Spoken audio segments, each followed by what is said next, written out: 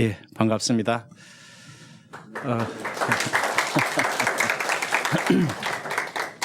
늦게까지 와서 이렇게 또 같이 공부하게 돼서 참 반갑습니다.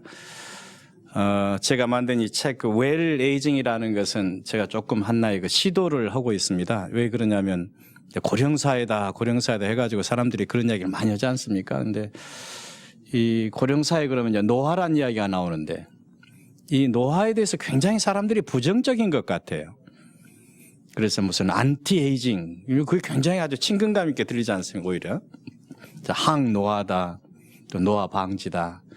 저는 이제 그런 것이 상당히 제가 이제 노화를 연구하는 입장에서 굉장히 많이 편치가 않아요. 왜 그러냐면은, 나이가 든다는 것이 무슨 그렇게 나쁜 것이냐. 이런 생각을 한번 해볼 때가 됐다, 그렇게 생각하는 것이죠. 그 제일 큰 계기는 이것입니다. 제가 이제 노화 연구를 시작한 지 꽤 이제 시간이 되는데, 그 노화 연구에서 제일 중요한 것은 뭐 세포가 늙어가느냐, 또 동물들이 늙어가느냐, 이런 걸 저희들 실험실 하다가 결국 사람 연구를 시작한 거죠. 이제 사람들이 어떻게 늙어가느냐. 그런 걸 연구를 하는 것을 우리가 노화 종적 관찰 연구라 그럽니다. 종적 관찰. 그래서 그것은 이제 40대, 50대, 60대 된 사람들을 쭉 매년 검사를 합니다. 한 2년 만에 한 번씩. 그래서 시간이 흘러가면, 세월이 흘러가면 사람들이 어떻게 변하는가. 그러면 이제 나이 40, 50, 60 하면서 사람들이 키도 작아지고, 몸무게도 작아지고, 이제 그러죠. 그 다음에 또 기능도 떨어지고, 이렇게 신경 기능도 떨어지고, 심장 기능도 떨어지고, 다 그렇게 돼 있어요. 그래서 40, 50, 60 하면 떨어지는 거죠. 자, 그런데 그렇게 나이가 많이 들어가면은, 그러면 기능이 떨어지고 그러다 결국은 죽을 것이다. 그래서 이제 저희들이, 자, 그럼 아주 늙은 사람들은 어쩔까? 자, 이렇게 40, 50, 60으로 우리가 쭉 조사를 했는데, 진짜 70, 80, 90, 100살이 돼버리면 어쩔까?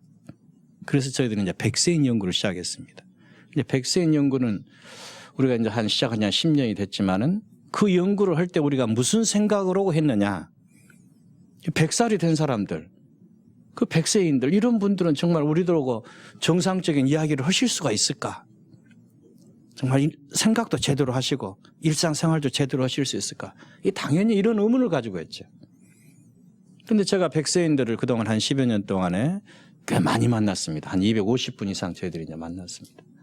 그래서 이 많은 백세인들을 만나 뵙고 나서 제가 생각을 완전히 바꾸게 됩니다. 왜 그러냐? 이 백세 어르신들은 이렇게 40, 50, 60의 기능이 쭉 떨어지면 아주 형편이 없어야 하는데 100살이 딱 돼보신 분들은 전혀 그렇지가 않더라. 너무나 건강하시고 너무나 당당하시고 일상생활에 있어서의 불편함이 별로 없으시고 이런 모습을 보면서 이제 제가 내가 지금까지 생각했던 노화라는 생각을 잘못했구나. 저 노화라는 것이 저렇게 나이가 들어가서 저런 사람 몸에 생기는 변화라는 것이 우리가 생각하는 만큼 그렇게 나쁜 방향으로 가는 것은 꼭 아니구나 하는 그런 이제 생각을 하게 됩니다. 그래서 이제 제가 이 노화에 대해서 이제 달리 생각을 하게 된 것이죠. 그래서 우리가 이제 노화를 막자, 항노화다 하는 이런 개념보다는 오히려 정말 잘 늙는다는 것이 얼마나 소중한가 이제 그런 생각을 하게 됩니다. 그래서 우리 영어로는 여러분들 웰빙이란 말이 있죠. 웰빙. 그 참 어느 분이 번역하셨는데 그걸 참살이라고 번역을 했더라고요. 참살이. 아주 참 번역을 잘하신 것 같아요. 웰빙. 그 다음에 요즘에 이제 이 존엄사다 뭐다 해가지고 이제 죽음에 대해서도 그런 이야기 참 많죠. well dying. 그 well dying도 저는 이렇게 번역하고 싶어요. 참 죽음이다. 그럼 well being하고 well dying하고 그 사이가 뭐냐?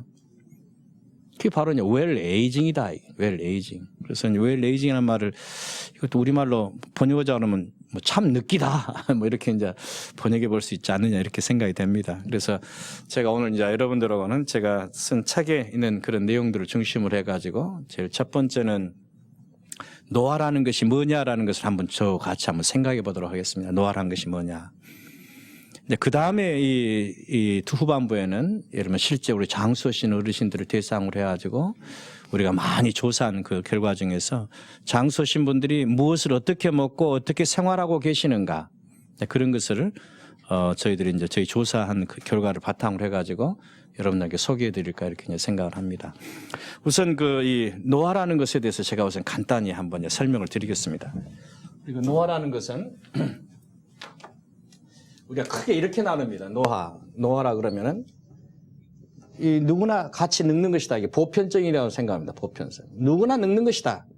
뭐 안 늙는 사람이 있습니까? 다 늙는 것이죠. 두 번째가 노화라는 것은 어떤 거냐? 한쪽으로 진행하는 것이다. 한쪽으로 진행해. 늙으면 그만이다. 이런 생각을 하죠. 그래서 이런 것을 비가역적이다. 이런 말을 합니다. 비가역성. 또 세 번째 노화라는 것을 또 뭐라 그러냐? 무슨 생체의 고유한 변화다. 내재성이다.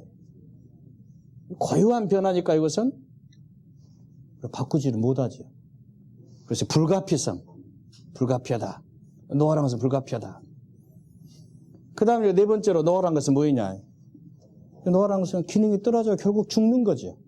퇴행성이다. 퇴행성. 이 노화라는 것은 이제 옛날에 우리가 학술적으로 정의할 때 저렇게 정의했습니다. 노화라는 것은 누구나 늙는 것이다. 한번 늙으면 그만이다. 그것도 노화라는 것은 피할 수 없는 것이다. 그리고 늙으면 죽는 것이다. 이렇게 이제 생각했죠. 자, 그래서 이제 제가 이런 생각을, 이런 것은 책에 알려져 있는 이야기이기 때문에 제가 이제 이걸 가지고 우리 이제 실험실에서 이걸 실험을 해야 합니다. 실험이라는 것은 우리가 여러분들이 예를 들면 이제 책에 있는 많은 이야기들 다 진리 같죠. 교과서에 있는 책이. 근데 소위 학문을 하는 사람 입장에서는 그 모든 질문, 그런 교과서의 진리 같은 것에 질문을 던집니다. 자, 왜 그러냐? 우리가 100년 전에 나온 진리가 지금도 그 진리일 수가 없습니다. 진리라는 것은 뭐냐? 그때 상황에서 그때 측정할 수 있는 가장 최고의 방법으로 해서 확인된 방법이 나오는 결과가 바로 교과서에 실리는 겁니다. 근데 이제 세월이 흐르면 100년이 지나고 200년이 지나고 기술이 엄청나게 바뀌어요. 보는 시각이 달라지고 측정하는 방법이 달라지고 그러니까 100년 전에 나왔던 진리라는 것은 지금은 진리가 아닙니다. 완전히 바꿔집니다. 그래서 이제 우리 학문이라는 것은 그런 것이죠. 이런 모든 사람이 그렇다라는 것도 실험으로 확인할 수 있으면 확인해야 하는 것이죠. 자, 그래서 우리가 이제 어떤 실험을 아주 간단한 실험합니다. 그래서 이런 것에 대해서 이제 도전하기 위해서 이제 제일 처음에 저희들이 한 실험이 뭐였느냐? 바로 이제 이런 실험을 세포 가지고 실험한 것이죠. 이 젊은 세포, 늙은 세포. 자, 늙으면은 우리가 잘 죽어야죠. 늙으면 잘 죽어야 돼. 자, 늙으면 세포가 정말 잘 죽느냐? 죽여보는 것이죠, 이렇게. 죽여보는. 자외선을 쪼입니다. 자외선을 점점 강하게 쪼입니다. 얼마쯤 쪼이면 세포가 죽겠느냐? 점점 강하게 쪼이면 세포가 이렇게 크게 반응하다가 죽어버려. 젊은 세포. 근데 늙은 세포는 반응을 전혀 안 해. 반응을 잘 안 하는 대신 죽질 않아 버리더라고요. 전혀 우리 엉뚱한 결과가 나와요. 이런 결과 한 10년 전에 우리 실험실에서 다 결과가 나왔을 때 나도 못 믿었습니다. 늙은 세포가 잘 죽어야 하는데 왜 안 죽고 젊은 세포가 잘 죽냐. 그래서 처음 생각 전혀 달랐던 것이죠. 그래서 이제 이것을 이제 논문으로 발표하는 과정이 아주 힘들었습니다. 다른 학자도 마찬가지. 이걸 안 믿는 거죠. 자, 그래서 이것을 이제 세포를 가지고 했던 것이고, 그렇게 해서 이제 논문을 내니까 많은 학자들, 외국 학자들이 이런 사람 저한테 비판하면서 무슨 비판을 하냐. 저것은 세포를 가지고 하니까 그럴 수도 있을 것이다. 그러나 이제 젊은 쥐, 개체는 그렇지 않을 것이다. 그래서 젊은 쥐, 늙은 쥐를 가지고 실험. 복강에다 주사를 합니다. 복강에. 세포를 죽이는 그런 독약을 복강에다 주사를. 그럼 이제 간이나 심장이나 신장이 세포가 어떻게 빨리 죽느냐 이런 걸 보는 것이죠. 이 실험에서 유명한 결과가 나옵니다. 젊은 쥐의 간세포는 이렇게 쫙 죽어가는데 늙은 쥐의 간세포는 안 죽어버리더라고요. 이런 실험을 저희들이 이제 하게 돼요. 그래서 저게 이제 그 네이처 메디신이라는 그 유명한 잡지 저게 실립니다. 저 논문이 나가가지고 이제 노화를 연구하는 사람들 굉장히 큰 충격을 줍니다. 자, 그럼 노화라는 것이 뭐냐? 우리가 노화라는 것을 생각할 때 노화는 잘 죽어야죠. 늙으면 죽어야 한다. 벌써 그 말이 틀린 것이죠. 자, 그래서 여기서 우리가 이런 실험을 통해서 우리가 노화라는 것을 어떻게 정의하느냐? 노화라는 것은 죽지 않은 변화가 아니다. 노화라는 것은 생명체가 살아남기 위해서 적응해가는 변화다. 그러니까 우리가 지금까지 생각했던 노화의 제일 중요한 개념이 뭐냐? 늙으면 죽는다라는 이렇게 결정론적인 시각을 가지고 있었다. 늙으면 죽는다. 영어로는 우리가 deterministic view를 합니다. deterministic view란 말을 씁니다. 자, 이러면 늙으면 죽어야 한다. 나 이런 개념으로 가졌던 것인데, 우리 실험 결과에서 어떻게 나오느냐. 늙는다고 죽는 것이 아니다. 우리 외부 자극에 대해서는 살아남는 것이다. 그래서 그 다음에 한 10여 년에 걸쳐서 이제 우리 실험실에서 왜 늙으면 잘 안 죽느냐 하는 걸 저희들이 다 이제 밝혀냅니다. 그것은 이제 한 10여 편 이상의 논문이 또 따로 나갑니다. 자, 그래서 이런 결정론 시간이 아니고 적응론적 노화 현상이라는 적응하는 소위 어댑티브한 그런 이유에서 적응론 주시에서 이렇게 저희들이 이제 노화라는 것을 이제 바꿔보는 것이죠. 자, 그러면 이제 지금까지 우리가 노화에서 생각했던 그런 생각을 완전히 바꿔놓고 이제 생각해보자. 그러면 이제 노화라는 것을 다시 한번 바라볼 수가 있는 것이죠. 그래서 이제 제가 제일 첫 번째 이제 그런 것을 이제 강조했어요. 노화라는 것은 생명체가 죽지 않은 변화가 아니고 살아남지 않은 그런 변화다. 자, 그 다음에 이제 여러분들 어떻습니까? 늙으면 아프다 그러지, 아프다. 잠깐만, 늙으면 진짜 아프냐? 아픈 것하고 늙은 것은 전혀 다릅니다. 근데 이제 나이가 들었다고 온몸이 쑤신다, 어쩐다 해가지고 나이가 늙어서 아프다라는 생각을 합니다. 그건 딴 데가 고장난 것이죠. 자, 만약에 이러면 늙어서 아프다 그러면 나이가 많은 100살 어르신은 사방 몸 근데 안 아픈데 어디 있겠느냐. 그 양반들 썽썽하다. 그래서 우리가 노화라는 것하고 통증으로 구별을 해야 합니다. 나이가 드니까 내가 몸이 안 좋다, 뭐 어디가 아프다. 이게 잘못된 생각이다.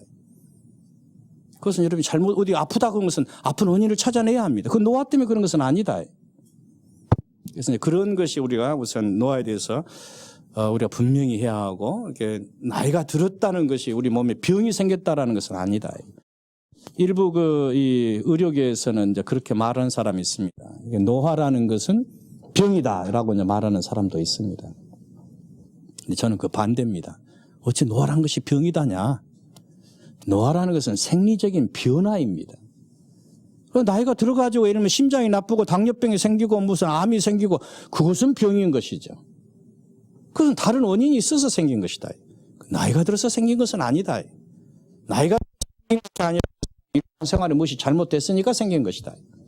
그래서 그런 것을 분명히 구별해야 우리가 노화라는 것에 대해서 우리가 훨씬 더 새로운 각도로 이해할 수 있지 않겠나 이렇게 생각이 됩니다. 그리고 또 노화라는 것이 이제 죽음과의 그런 관계 그런 것도 우리가 분명히 이제 알아둬야 하는데, 자, 그래서 늙은 세포를 죽이려고 하니까 안 죽었는데, 근데 늙으면 죽게 돼 있죠, 또. 어느 시간이 가면 죽게 돼 있습니다. 그 죽는다는 것은 뭐냐? 여러분들이 예를 들면 무슨 병으로 죽는 것은 우리 제쳐놓읍시다. 그럼 병으로 죽는 것은 병으로 죽는 것입니다. 정말로 예를 들면 나이가 들어서 죽는 것을 우리가 뭐라고 하느냐? 자연사라고 합니다. 자연사. 여러분, 자연사라는 것은 어떤 것을 자연사냐? 자연사로 돌아가신 분들은 어떻게 돌아가시느냐? 성성하게 지내시다가 어느 날 나이 보통 이제 자연사가 시작되는 것은 85세 이후입니다. 85세 이후.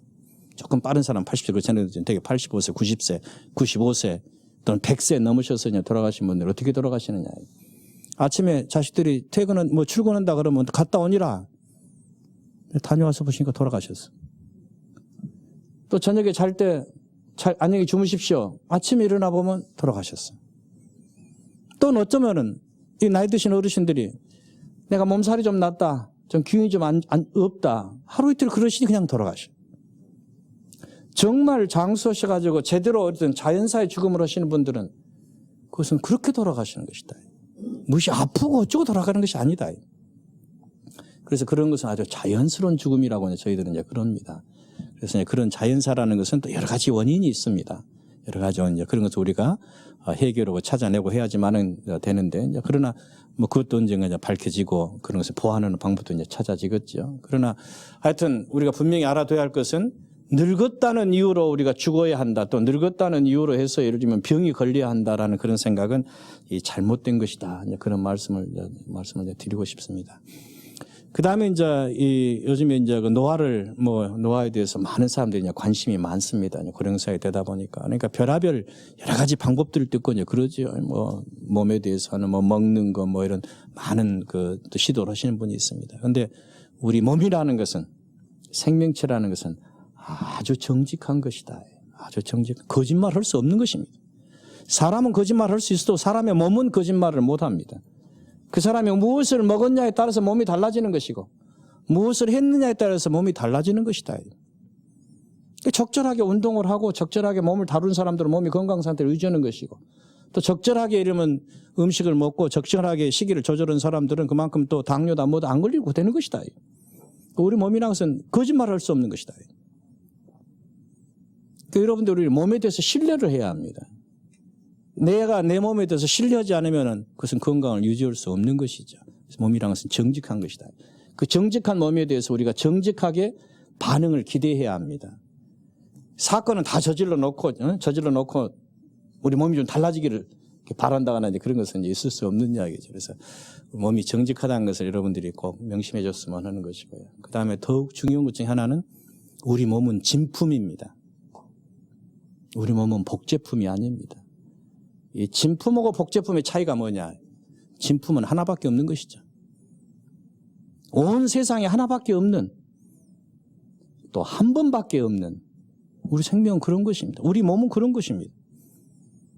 우리 몸이 무슨 복제가 돼가지고 요새 무슨 줄기세포다 복제다 뭐다 해가지고 어찌 한다고 그런 이야기가 있죠. 근데 그런 어떤 복제의 가치라는 것이 있겠느냐? 진품의 가치라는 것은 정말로 소중할 수밖에 없습니다. 제가 이제 책에서 잠깐 소개했지만 제가 참 아주 재미있는 그런 경험을 한 적이 있습니다. 그 LA 가면은 여러분 LA 가보신 분 계실런가 모르겠습니다. LA 그 교회에 폴 게티 미술관이라는 게 있습니다. 폴 게이트라고 옛날에 석유 왕이었죠.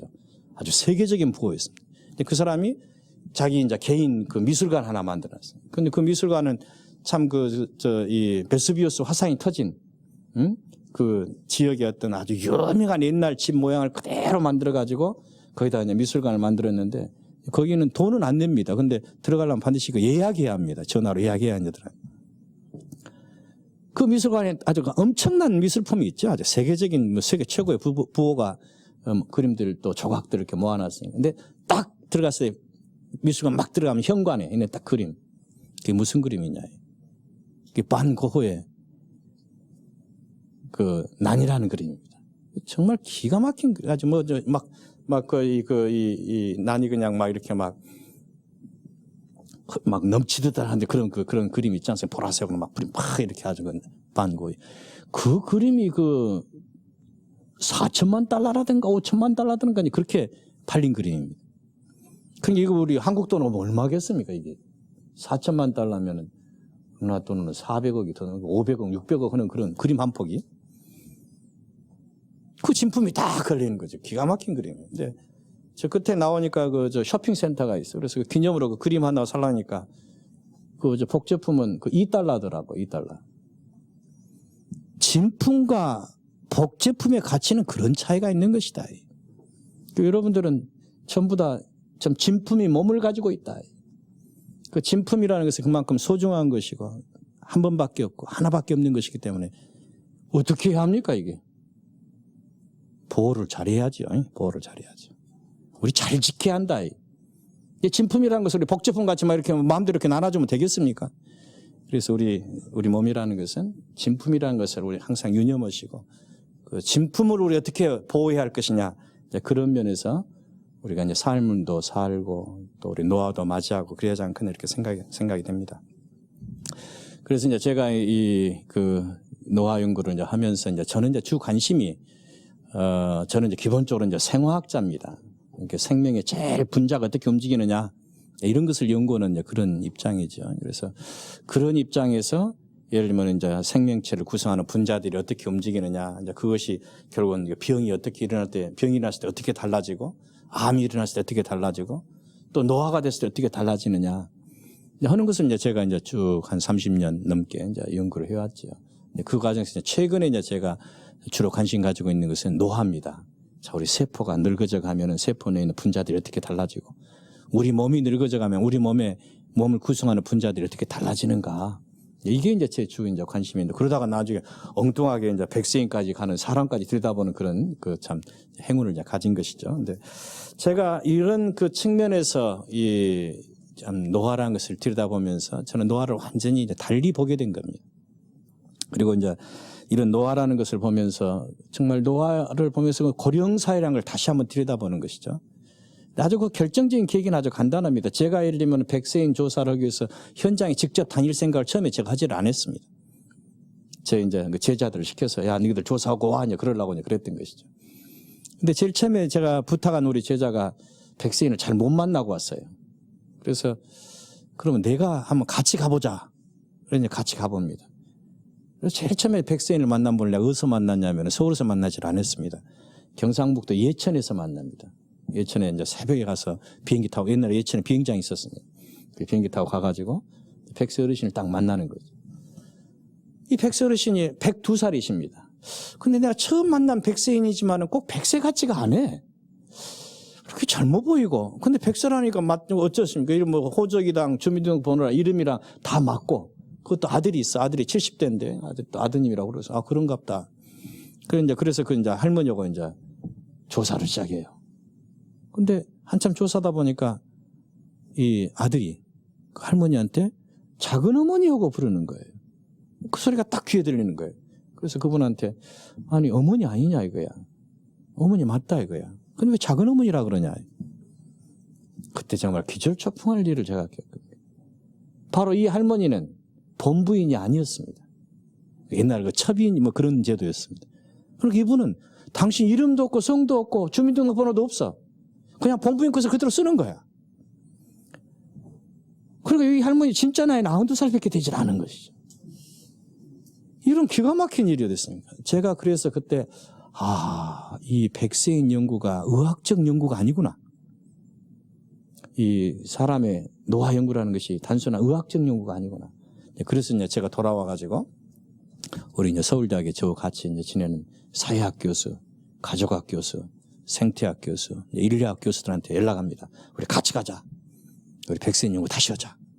그래서 이제 제가 이제 우리나라 이제 이 현장을 다니면서 아주 많은 것을 배우게 됩니다. 그분들과 같이 이제 이렇게 그 백세인을 만나고 그러면 하루에 만나봐야 몇 명 만납니까? 아주 많이 만나봐야 4명 만납니다. 4명에서 아주 만나면 5명. 그럼 이제 저녁에 한 8시나 9시쯤 이제 들어와가지고 같이 앉아가지고 술 한잔, 소주 한잔 하면서 야, 그 사람 어쩌고 이제 백세인을 가지고 이야기를 합니다. 그때 제가 깜짝 놀랍니다. 의과대학 교수가 보는 시각, 영양학 교수가 보는 시각, 인류학 교수가 보는 시각, 가족학 교수가 보는 시각 너무 다른 것이죠. 그래서 제가 그때 우리 백세인 연구가 그냥 사람 연구에서 그 지역사 연구까지 확대되는 것이죠. 그러면서 이제 저희가 고령사회를 들여다봅니다. 나이 든 사람들이 많이 모여 사는 그런 고령사회가 어떤 사회가 되어야 할까. 그런 걸 이제 저희들이 많은 걸 느끼게 되는 것이죠. 그래서 저희들이 이제 이 고령사회를 들여다보면서 저희들이 참 많은 것을 느낀 것 중 하나가 뭐냐. 우리가 지금까지 생각해왔던 어떤 그 어른을 모시는 효의 개념이 많이 이제 와해되어 있습니다. 와해되어 있습니다. 그리고 백세 어르신 중에도 혼자 사신 분이 꽤 되십니다. 한 10%가 혼자 사십니다. 백세나 되신 분이 어떻게 혼자 살까? 기가 막힌 이야기 아니죠. 근데 난 지금 보니까 다 살 수 있으시더라. 왜 그러느냐? 이웃이 있으니까 살 수 있으시더라. 그래서 백세 어르신들이 사시는 그런 마을에 이웃이 좋은 지역들, 백세 어르신들은 참 행복하게 사시더라 하는 걸 저희들이 느끼게 됩니다. 그래서 가족도 중요하지만은 우리나라에서는 이웃 관계가 참 중요하구나 하는 것을 이제 저희들이 이런 이제 고령사를 들여다보면서 이제 배우는 것이죠. 그 다음에 이제 제가 우리가 생명에 대해서 한두 가지 더 말씀을 좀 드리고 싶습니다. 저는 이제 생명 자체를 이제 연구하는 게 이제 제 아주 평생의 제 일이죠. 근데 생명이란 게 뭐냐? 우리가 생명을 할 때 우리가 반드시 명심해야 할 것이 있다. 생명이란 것은 가장 중요한 키워드가 현재 진행형이다. 지금 진행하고 있는 것입니다. 우리 생명의 과거, 미래 더 중요하지 않습니다. 지금 내가 중요한 것입니다. 나이 80인 사람, 나이 90인 사람. 그 사람이 옛날에 대통령을 하셨으면 뭐하고, 장관을 했으면 뭐하고, 그룹의 회장을 했으면 뭐하고, 교수를 했으면 뭐하냐. 지금 내가 뭐하고 있느냐가 그만큼 소중한 것이 우리 생명이라는 걸 느끼게 됩니다. 나이에 상관없다. 10살이든 30살이든 50살이든 80살이든 100살이든 지금 현재 내가 생명에 어떤 성실한 노력을 하고 있느냐라는 것을 저는 이제 제일 중요한 것이다 이렇게 이제 보고 있습니다. 그래서 이런 생명현상이라는 것은 굉장히 모든 것이 서로 어우러져서 협동하고 나누고 하는 것이 우리 생명현상의 본질이다. 저는 이제 그런 이야기를 하고 있습니다. 그다음에 우리 생명에는 참 또 멋이 있습니다. 여러분 무엇이 제일 아름답습니까? 네모 반듯하고 규격이 꽉 찬 것이 아름답습니까? 또 이러면 이런 아름다움을 표현할 때 그 서양에서는 황금률이라는 것도 있고 그러지 않습니까? 근데 그런 비율이 아름답습니까? 세상에서 제일 아름다운 것은 바로 생명체입니다. 생명체 중에서 제일 아름다운 것은 저는 사람이라고 생각합니다. 제일 아름다운 미녀, 어떤 사람이 최고의 미녀입니까? 어떤 사람이 최고의 미녀입니까? 그랬을 때 전반적인 비율이 딱 맞고 조금 뭐 여러 가지 외모가 좀 특별하고는 그런 것을 여러 가지로 말할 수 있겠죠. 그럼 아무리 아름답더라도 우리 오른쪽 얼굴을 가지고 이렇게 딱 가운데를 내가지고 오른쪽 얼굴을 가지고 얼굴을 만들어보고 왼쪽 얼굴을 만들어보고 원래 얼굴을 딱 얼굴을 3개 놓고 보자. 같겠느냐? 전혀 다른 얼굴이 됩니다. 여러분 한번 얼굴을 가지고 한번 이렇게 반틈 잘라가지고 붙여가지고 한번 얼굴을 한번 만들어보세요. 오른쪽 가지고 만들어보고 왼쪽 가지고 만들어보고 전혀 다른 얼굴이 됩니다. 그것은 뭐냐? 비슷한 듯해도 차이가 있는 것입니다. 우리 몸이라는 것은 약간의 파격이 있습니다. 파격이 있습니다. 아주 질서정연한 듯 하면서도 약간의 변화가 있습니다. 우리 생명의 모습은 그것이다. 그래서 제가 이런 말을 씁니다. 절제된 파격이다. 절제된 파격이다. 우리 생명의 아름다움의 근거는 절제된 파격이다. 생김새도 그렇지만 생활도 그렇습니다. 생활도 꼭 아침부터 저녁까지 그대로만 살아야겠느냐. 요리, 간 길만. 여기로도 조금 가보고, 여기로도 가보고. 그래서 제일 좋은 것 중에 하나는 예를 들면 어디 가서 운동을 해도 예를 들면 헬스센터 가서 그냥 기계 위에서 막 달리지 말고. 그 산에도 좀 올라가고 내려가고 언덕도 올라가고 내려가고 풀도 좀 보고 매일 이런 변화를 조금씩 가져라. 그게 우리 생명의 아주 기본이다. 저는 이제 그렇게 보고 있죠. 그 다음에 이제 우리 생명 중에서 저는 이제 우리 남녀 이 성이라는 것에 대해서 굉장히 저는 참 소중한 것이다라는 생각을 합니다. 그것은 왜 그러냐? 우리 생명을 구성하고 있는 아주 제일 중요한 하나의 철칙이 있습니다. 그것이 바로 이제 유전자지, 유전자. 우리 몸의 유전자. 이 유전자는 딱 그대로 이어져 가야 합니다. 그대로 발현돼야 합니다. 하나라도 틀리면 안 됩니다. 그러면 잘못하면 병이 생기는 것이죠. 유전자의 순서 하나 틀려버리면 암이 걸리고 기형이 되고 다 그렇습니다. 근데 그대로 가야 하는 이 유전자가 딱 한번 바꿔지는 데가 있습니다. 그 남자, 여자 이렇게 만나가지고 소위 남성과 여성이 만나서 이 염색체가 풀어져가지고 다시 유전자 한 세트 이렇게 만났을 때 그때 유일하게 이것이 허용이 됩니다. 그것은 암이 되질 않습니다. 그때는 새로운 생명체가 되는 것이죠. 변화된 새로운 생명체.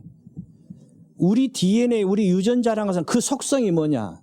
절대적인 성실을 요구합니다. 성실. 아주 성실이야. 하나라도 틀리면 안 돼. 그런데 딱 이 성이라는 것에 의해서 딱 허용이 되는 것이 있어요. 바로 거기서 조화가 나옵니다. 바로 그 조화를 통해서 발전하는 것이죠. 진화하는 것이죠. 우리 생명이라는 것은 그런 특별한 의미가 있다. 저는 이렇게 보고 있습니다. 그래서 생명이라는 것이 그만큼 소중한 것이다 하는 이야기를 우선 말씀을 드리고, 실제 그래서 이 장수하신 분들을 보면은 제가 여러 가지 이야기를 많이 할 수가 있죠. 근데 장수하신 분들의 제일 큰 특징이 뭘까? 그 많은 우리 100세 어르신들 만났을 때 이제 제일 큰 특징 중 하나가 뭐냐? 100세 어르신들은 마지막 순간까지 움직이고 계시더라. 움직이고 계시더라. 여러분들 엊그제 그 신문에 혹시 보셨는지 모르겠습니다. 세계적으로 장수학으로 유명한 레오나드 푸은 박사라고 조지아 대학의 교수입니다. 원래 국제 백세인 연구단도 만들었고 미국의 백세인 연구를 처음 시작했고, 이 양반이 이번에 한국으로 왔습니다. 한국으로 온 이유가 저도 만날 겸, 그다음에 더 중요한 것은 이 사람이 전 세계 장수인에 대한 다큐멘터리를 미국 MBC랑 이런 데 곳에서 같이 해서 만듭니다. 근데 거기에 한국의 백세인 연구하는 모습을 찍겠다가 왔는데, 그래서 이번에 같이 제가 전라북도 순창군에 지난 목요일, 금요일 이튿날 가 있었습니다. 그래서 100세 어르신 5명을 만났습니다. 이 푸은 박사가 이 한국의 백세인을 만나고 나서 완전히 감동해버린 것이죠. 뭘로 감동했느냐? 아주 여러 가지가 있습니다. 근데 그분이 제일 감동한 것 중 하나가 우선 한국의 가족제도. 이 5명의 백세 어르신을 전부 누가 모시고 있느냐? 큰 며느리가 모시고 있습니다. 전 세계에서 큰 며느리를 이렇게 모시는 그런 지역은 우리나라밖에 없습니다. 아들이 모시든 딸이 모시든 우리는 며느리가 모십니다. 그것도 큰 며느리가 모십니다. 그 큰 며느리가 아주 성실하게 모십니다. 그래서 그런 그 가족 제도에 대해서 이 품 박사가 굉장히 아주 감동했고, 두 번째는 그분이 감동한 것은 조금 이따 또 이야기가 나왔지만 우리나라 식단이라는 것이 아주 장수 식단이라고 이번 아주 감동을 받습니다. 이제 그런 이제 감동됐지만, 한데 그분하고 이제 같이 다니면서 이제 백세 어르신을 다시 만나면서 또 놀랬습니다. 그 중에 한 분 어떤 케이스가 놀란 분이었느냐? 양로원에 계시는 백세 어르신을 만납니다. 근데 그 양로에 계신 그 할머니는 집안이 짱짱합니다. 그 뭐 집안에서 그냥 모셔도 충분히 문제가 없는 집인데, 그 자식들이 이 할머니를 양로원에 모신 이유가 뭐냐? 이 할머니가 지금도 매일 틈만 나면 밭에 나가서 일하신다. 100살이 되신 어르신 일 좀 못하게 하려고 양로원에 모신 거지. 못 나가게 하시려고. 그러면 그냥 나가시니까. 그런데 이 할머니는 양로원에 가셨어도 가만히 있는 법이 없어요. 양로원 텃밭을 다 이 할머니가 다 갈구고 있어요. 그러니까 야, 저렇게 움직이는 거구나. 그래서 장수에 저는 제일 중요한 비결, 뭐니 해도 움직이는 것이다. 그것도 마지막까지 움직이는 것이다. 끝까지 움직이는 것이다. 그렇게 매일 텃밭에서 일하시는 어르신들, 그런 분들은 비가 오면 어떡하고 있습니까? 못 나가죠. 방 안에서도 그렇게 움직이고 계십니다. 방 안에서도. 참 저러니까 저분들이 저렇게 오래 사셨구나 하는 그런 생각을 합니다. 그 다음에 이제 이 백세 어르신들한테 제일 중요한 특징 중에 하나가 뭐냐?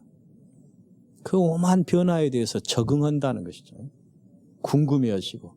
저희들이 이제 뭐 장비를 많이 메고 가지 않습니까? 뭐 카메라니 그거 뭐냐고 또 물어보시고 그러시죠. 백세 어르신들이 그런 걸 물어보실까? 나이 드신 분이 그런 걸 물어보실까? 여러분 그렇게 생각하지 않겠습니까? 근데 그분들은 굉장히 아주 궁금해 해요. 그래서 그냥 그 변화에 대해서 이렇게 알고자 하고, 그 어떤 변화를 이렇게 수용을 하시고, 내가 왕년에 어쨌지 혹은 이렇게 버티고 있으면 그 장수 못 합니다. 특히 우리나라가 제일 큰 문제가 뭐냐면 남자하고 여자하고 장수가 너무 큰 차이가 납니다. 여자들은 장수합니다, 우리나라. 남자들은 장수를 못 합니다. 제일 큰 이유가 뭘까? 여자들은 뭐 나이가 들었든 어쨌든 오만 변화가 있고 그러면 그걸 수용하고 80이 넘으시든 90이 넘으시든 20살 된 손주 딸하고도 별 이야기 다 하시고, 그거 어디서 샀냐고 막 물어보고 이러시는데, 90 넘은 할아버지가 20살 된 손자하고 무슨 그런 대화를 한 적이 있습니까? 그러다는. 할아버지는 버티는 것이죠. 내가 왕년에 무엇을 했는데 하고. 이제 그런 것이 참 문제였구나 하는 생각을 합니다. 그래서 장수의 제일 두 번째 비결이 적응하는 것이다. 적응하는, 변화를 수용하는 것이다. 그래서 장수 신분은 다 그런 특성을 가지고 있습니다. 그 다음에 이제 장수하신 어르신들은 정말 머리를 쓰더라.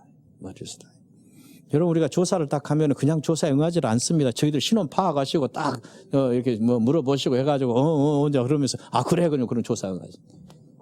그냥 모든 일을 하시는 법이 없습니다. 그만큼 머리를 쓰신다. 또 실제 이 공부하신 분들하고 머리를 쓰는 직업이 있으면 그렇지 않은 직업인 분들하고 평균 수명을 비교하면 10년 차이가 납니다. 10년 차이가 납니다. 우리나라에서 한 13년 차이 나는 그런 보고를 한번 제가 본 적이 있습니다. 외국에서는 한 10년 이상 차이 난 것이 이미 학계에 잘 알려져 있습니다. 그 이야기는 뭐냐? 나이가 들어도 머리를 써야 한다. 머리를 써야 한다. 이게 굉장히 중요한 이야기죠. 그 다음에 이제 나이 드신 어르신들, 뭐 이제 100살 정도 되시면 그냥 가만히 앉아 계시려니, 뭐 이런 변화가 있어도 그러려냐고 이제 가만히 있으니, 그거 아닙니다. 아주 감성이 대단하십니다. 그 느낌이 아주 어떤 그 일이 벌어지면 가서 화도 잘 내시고 딱 기뻐하시도 하고, 그런 화를 내시다도 그냥 딱 잊어버립니다. 그러나 그 감성을 숨기지를 않습니다. 자기 표현을 하는 것이죠. 이런 것이 아주 눈에 띕니다. 그리고 백세 어르신 우리가 만나 뵙고 나면 제일 마지막에 제가 질문을 합니다. 무슨 부탁을 드리느냐. 할머니 노래 하나 해주세요. 그럼 처음에 다 거절합니다. 그래서 몇 번 부탁드려요. 할머니 이거 노래, 이거 100년 전 노래 한번 해주셔요. 우리 그거 들으러 왔어요. 그럼 그 노래를 한번 이제 마지못해 시작을 해. 한번 시작하면 이제 끝이 없어요. 그냥 메들리로 그냥 몇 곡을 계속 하시는 거예요. 자, 그래서 아주 놀란 것 중에 하나가 뭐냐. 그 할머니들이 그런 감성했지만 그 할머니들 하시는 말씀이 아주 저를 놀랍게 합니다. 지난 10년 만에 내가 처음으로 노래해봤네. 20년 만에 처음으로 노래해봤네 하신 분들이 몇 분을 만납니다. 그건 뭐냐? 동네 사람들, 이웃 사람들, 가족들이 저 할머니는 이제 늙어서 노래도 못할 것이라고 시키지도 않은 것이죠. 이분들은 노래를 하고 싶으셨대요. 그냥 언니가 속으로 지금 하셨어. 그러니까 그 노래가 나오는 것이죠. 그러지 않겠어요? 그만큼 감성이 있으시더라. 제가 춤도 춰보세요. 춤도 잘 추십니다. 그 100세 어르신, 100세가 되셨어도 그 마음은 20대, 30대나 변함이 없습니다. 그만큼 그 감성을 그대로 가지고 계시더라고요. 그 다음에 이제 제가 이제 이 장서신 어르신들한테 이제 하는 이야기가 이제 그겁니다. 장서신 분들 딱 보면서 이분들이 참 그 생활이라는 것이 참 정확했다. 쓸데없는 짓 안 했다. 우리 몸이랑 아까 제가 그랬지 않습니까? 정직한 것이다. 그 쓸데없는 짓 할 필요가 없습니다. 우리 몸은 그대로 반응하게 되어 있습니다. 반응하게 되어 있습니다. 그러니까 이 장서신 어르신들의 제일 기본 특성이라는 것은 뭐냐? 항상 똑같은 규칙적인 생활, 절제 있는 생활. 그리고 모든 음식이다 뭐다 그 평소에 먹던 그대로 먹고 사신 것이죠. 뭐 이거 좋다 저거 좋다 해서 휩쓸려 본 적이 없다. 무엇이 좋다더라고 해서 그런 것을 드신 분들이 제가 봐서는 별로 없다. 저는 이제 그렇게 이제 생각을 하고 있습니다. 그래서 제가 이제 우리 장서신 이런 분들의 그런 특징들을 이렇게 보면서 자, 우리가 어떻게 해야 할 것인가 하는 생각을 한번 해보는 것이죠. 그래서 이제 실제 이제 이런 장서신 어르신들 조사를 그러니까 저희들이 이제 쭉 벌써 이제 한 10년 됩니다. 이제 10년 또 이제 금년에는 저희들이 지금 이제 구곡순담 지역, 구례, 곡성, 순창, 담양 우리가 구곡순담이라 그럽니다. 구곡순담 지역. 그다음에 서울 지역에 이제 백세인 연구를 다시 시작합니다. 우리 처음 10년 전하고 또 어떤 변화가 있을까? 생활 패턴이라든지 식습관이라든지 또는 어떤 여러 가지 어떻게 달라졌을까 이런 걸 보는 것이죠. 근데 저희들이 지금 기대하고 있는 하나가 제일 큰 것은 하나 뭐냐면은 저희들이 10년 전에 만난 100세 어르신들은 교육을 받은 분들이 한 분도 없습니다. 초등학교도 그때는 없었습니다. 그분들이 어려나서 태어나실 때는. 근데 지금 금년부터 만난 100세 어르신들은 대학 졸업생이 있습니다. 자, 교육 효과가 얼마나 달라졌을까? 또 도시에서 사는 환경이라는 것이 또 얼마나 또 변화를 줬을까? 저희들은 굉장히 궁금하게 생각하는 것이죠. 자, 그러나 하여튼 우리가 이제 지난 그 한 10여 년 동안에 100세인 조사를 하면서 많이 배웠던 것들 중에서 몇 가지를 한번 여러분한테 소개를 해드릴까 합니다. 우선 아까 제가 레오나르도 품 박사, 그 미국의 품 박사가 한국 사람들의 그 장수 특성을 이렇게 보면서 이 사람이 제일 감동한 것이 뭐였냐? 우리 한식당이 채식이지다. 이걸 그냥 감동한 것이죠. 실제 그렇지 않습니까? 우리 식단이 도대체 채식, 요즘 뭐 여러분들 뭐 고기도 좀 드시고 뭐 우선 그거 굉장히 많이 드시죠. 뭐 달걀도 많이 먹고 그러지만 내가 어렸을 때는 내가 국민학교 다니고 중학교 다니고 고등학교 다닐 때까지만 해도 달걀 하나가 참 큰 것이었다. 그 다음에 이 고기라는 것은 제삿날 먹는 것이죠. 생일날이나 제삿날이나 좀 그것도 무슨 요새같이 무슨 갈비찜이다 뭐다 이런 거 먹습니까? 갈비구이다 이런 것은 없죠. 그 뭐리 저 황후도광탕 그랬잖아요. 이 국에다 고기 한 점 넣고 그냥 다 국물 먹으면 다 그게 고깃국이지요. 그랬던 것이 우리 전통 식단이었다. 자, 그러니까 우리는 기본적인 채식 식단인데 이 레오나르도 품 박사가 왜 그걸 가지고 이렇게 감동했느냐? 자, 서양에서는 이 기본 식단이 육식이기 때문에 야채를 그렇게 권장하고 있습니다. 바로 육식이기 때문에 심혈관 질환이다, 뭐 각종 고혈압이다, 뭐 당뇨다, 뭐 오만 질환이 많이 생기는 것이죠. 그래서 채소를 먹어라 노래를 부르고 있죠. 그런데 서양 사람들은 채소 맛을 잘 모릅니다. 그런데 저 사람들 왜 모르냐? 좀 이따 또 이야기를 했지만 그 요리할 줄을 모릅니다. 그냥 채소 같은 거 그냥 이렇게 신선하게 썰어가지고 그냥 먹으면 되는지 아는데 그게 아니다. 우리 채소 어떻게 먹습니까? 우리 먹는 방법이 다르지 않습니까? 나물로 무쳐서 데쳐서 얼마나 맛있게 해서 먹냐. 서양 사람들이 그걸 모른다. 자, 그러나 하여튼 기본적으로 채식이라는 것이 이제 중요하다는 것은 우리가 이제 채식이라는 게 기본적으로 이제 야채 속에 들어있는 여러 가지 피토케미칼들, 플라보노이드, 뭐다 이런 것이 상당히 좋은 것이라는 것을 우리 잘 알고 있지 않습니까? 그래서 그럼 이제 채식이 중요한데 우리는 충분하게 채식을 먹고 있다. 그렇게 이제 말씀을 드릴 수가 있습니다. 그 다음에 이제 이 채소를 먹을 때 우리가 어떻게 먹어야 하느냐? 그 채소를 어떻게 먹습니까? 전부 우리는 생으로 먹는 채소는 요새 이제 우리 젊은 세대는 이제 생으로 샐러드다 뭐다 해가지고 그렇게 먹지 않습니까? 우리 옛날 식단에 그런 거 있습니까? 없죠? 우리는 모든 채소는 데쳐서 무쳐서 나물로 이렇게 먹었다. 그것이 왜 중요했냐? 아주 중요합니다. 제가 이제 백세인 연구를 하면서 제일 처음에 우리 식단 조사를 했습니다. 식단 조사를 해가지고 장단점을 비교하자. 근데 우리 한국 사람들이 기본적으로 나는 이 채소를 먹는다고는 생각했는데 그렇게 많이 채소를 먹었을까 하는 것이 깜짝 놀란 것이죠. 근데 전 세계에서 예를 들면 장수 식단에 포함되어 있는 것은 채소가 들어있습니다. 근데 채소가 어떤 채소로 들어있냐? 신선한 채소로 되어 있습니다. 예를 들면 지중해 식단, 오키나와 식단 이런 데서 채소는 다 신선한 채소입니다. 근데 우리나라는 신선한 채소가 없더라. 전부 이렇게 데쳐서 먹었다. 그래서 이제 제가 우리 조사팀한테, 우리 이제 식품팀한테 신선한 채소하고 데친 채소하고 장단점을 비교해봐라. 그랬더니 며칠 안 돼서 우리 조사팀이 싹 저한테 이제 미소를 짓고 들어오는 거예요. 왜 웃는가 그랬더니 답이 너무 간단하다. 왜 답이 간단해? 신선한 야채는 이렇게 그냥 볼로 가득해도 데치면 한 주먹도 안 되더라. 데치는 것이 훨씬 채소를 많이 먹게 하는 방법이다. 5배를 많이 먹게 하는 방법이다. 이게 데쳐보면 훨씬 먹기도 쉽다. 그 첫 번째 장점. 두 번째 장점이 뭐냐. 그래서 제가 바로 이제 질문을 했습니다. 야, 그 비타민C 깨지면 어떡하는가 좀 봐라. 우리가 저 신선한 야채를 먹어야 한다고 주장하는 사람들이 제일 중요한 게 뭐냐. 그 데치면 영양소가 깨진다고 하는 것이 많습니다. 그럼 깨진 영양소 얼마나 깨지는가 보자. 비타민C 같은 건 제일 대표적인 것이니까 비교시킨 것이죠. 우리 데칠 때 60도, 80도, 100도, 1분, 3분, 5분, 10분 데쳐서 얼마나 깨지는가 봐라. 비타민C 깨집니다. 그런데 이렇게 깨지질 않습니다. 이렇게밖에 안 깨지더라. 그러니까 1분을 데쳐도 한 80%는 남아있더라. 3분을 데치니까 60%가 남아있더라. 여러분 채소 데칠 때 무슨 3분, 5분 그렇게 데칩니까? 그러니까 숨만 죽이면 되는 거 아닙니까? 1분 이내에 다 끝나는 것이다.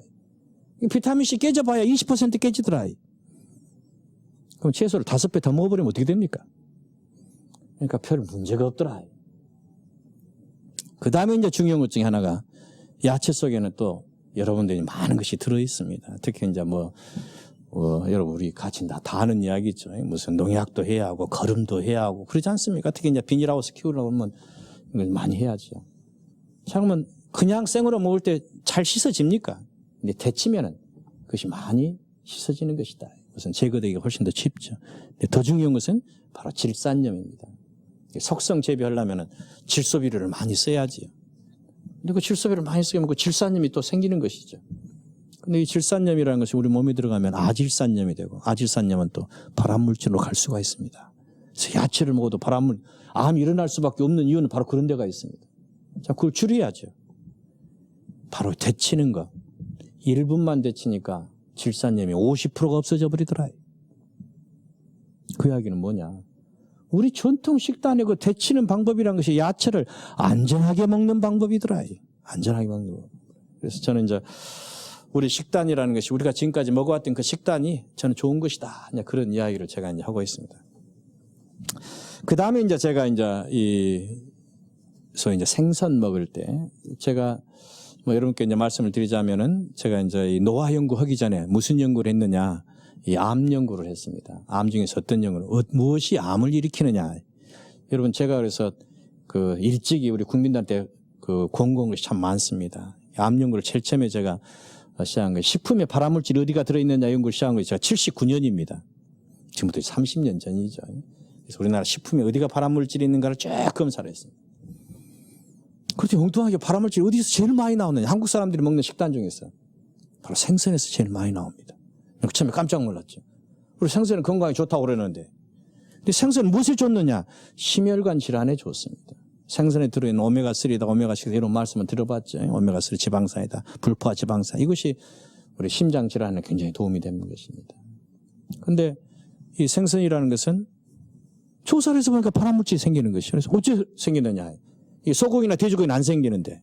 그래서 깜짝 놀라서 원인을 찾아봅니다. 그랬더니 우리 생선에는 그 단백질은 분해가 잘 됩니다. 여러분이 빨리 상한다는 그런 말을 하죠. 이 생선이 그 분해가 되는 것이 적당하게 분해가 되면은 그런 게 아주 맛있습니다. 그 일본식 그 사시미다, 스시다 하는 것이 아주 그러니까 적당히 숙성시킨 거죠. 근데 우리는 이제 그렇게 숙성 못 시키고 여러분들이 먹는 우리나라 그 사시미는 전부 그냥 화러죠. 그런 데는 안 생깁니다. 근데 조금만 뜨면 그런 게 생깁니다. 그러니까 그렇게 되면 우리가 생선을 못 먹게 하는데 어떻게 하느냐. 또 여러 가지 장점이 있는데. 그래서 이제 그 생선에 나오는 그런 발암물질을 어떻게 하면 막느냐. 이제 그걸 이제 저희들이 이제 찾아냈습니다. 바로 야채에 있는 성분들을 섞어버리니까 그게 중화되더라. 그래서 80년 초부터 아마 여러분들이 많은 이야기를 들으셨을 겁니다. 생선을 먹을 때는 반드시 야채랑 먹으라. 그건 제가 한 이야기죠. 바로 그것을 제가 우리 백설이신분 똑같이 그걸 보는 거죠. 그 다음에 이제 고기를 먹을 때는 어떻게 먹느냐. 이 고기를 요새 뭐 그냥 뭐 갈비다, 뭐 불고기다, 또 뭐 그냥 뭐 저 삼겹살이다 막 구워서 먹는 게 유행이죠. 그 바람직하지 않다 하는 이야기를 제가 말씀을 드리고 싶습니다. 그것은 제가 이제 84년에 미국서 이제 귀국해서 제가 미국 갔다 귀국했을 때 84년 가을입니다. 제 친구들이 저를 데리고 초청해서 간 게 어디냐면 태릉에 있는 그 돼지갈비촌이었습니다. 그 굉장하더만요. 텐트가 그냥 수십 개가 쳐져 있고 그 속에서 그냥 연기가 차운 데서 무엇을 구워 먹는지도 모르고 입으로 들어갔는지 코로 들어갔는지 모르게 그냥 고기를 구워서 막 먹는데 제가 그때 충격을 받았습니다. 왜냐? 83년에 제가 그 귀국에 바로 전에 일본 국립암연구소에 아주 유명한 스기무라 박사라는 분이 뭘 발표를 했느냐. 고기를 태워서 먹으면 바람원이 생긴다라고 이야기를 했습니다. 그래서 어떤 것이라고 이제 발표를 했습니다. 나는 그때까지도 우리나라 한국인들의 이름은 암을 어떻게 적게 생기게 하느냐는 것이 제일 큰 연구 대상이었습니다. 놀란 것이죠. 그래서 제가 실험실로 돌아와가지고 저희 이제 우리 연구원들을 시켜가지고 실험 시작했습니다. 자, 우리 한국 사람들이 모든 조리 과정, 고기를 구워 먹는 과정에서 어디서 발암물질이 제일 많이 생기는 것을 보자. 이 발암물질 제일 많이 생기는 게 뭐였느냐? 숯불구이입니다. 그 다음에 철판, 돌판구이에서 돌판구이가 더 많이 생깁니다. 그 다음에 철판구이, 불고기판이 이제 적게 생깁니다. 그 다음에 찜이라든지 이런 데서는 안 생깁니다. 자, 이거 왜 이런 차이가 나느냐? 같은 고기인데. 그래서 보니까 고기를 굽는 온도입니다. 고기를 굽는 온도가 150도가 넘어버리면 발암물질이 쫙쫙 생기기 시작합니다. 그럼 불고기판 같은 데 왜 적게 생기느냐? 불고기판은 불고기 양념을 해가지고 물기가 많이 묻어있죠. 불고기 탁 올리면 이 불고기판이 온도가 딱 식어버립니다. 150도가 되지 않은 상황에서 고기가 익혀지는 것이죠. 그래서 여러분들이 불고기집 가서 첫 판 먹을 때는 발암물질 전혀 안 생깁니다.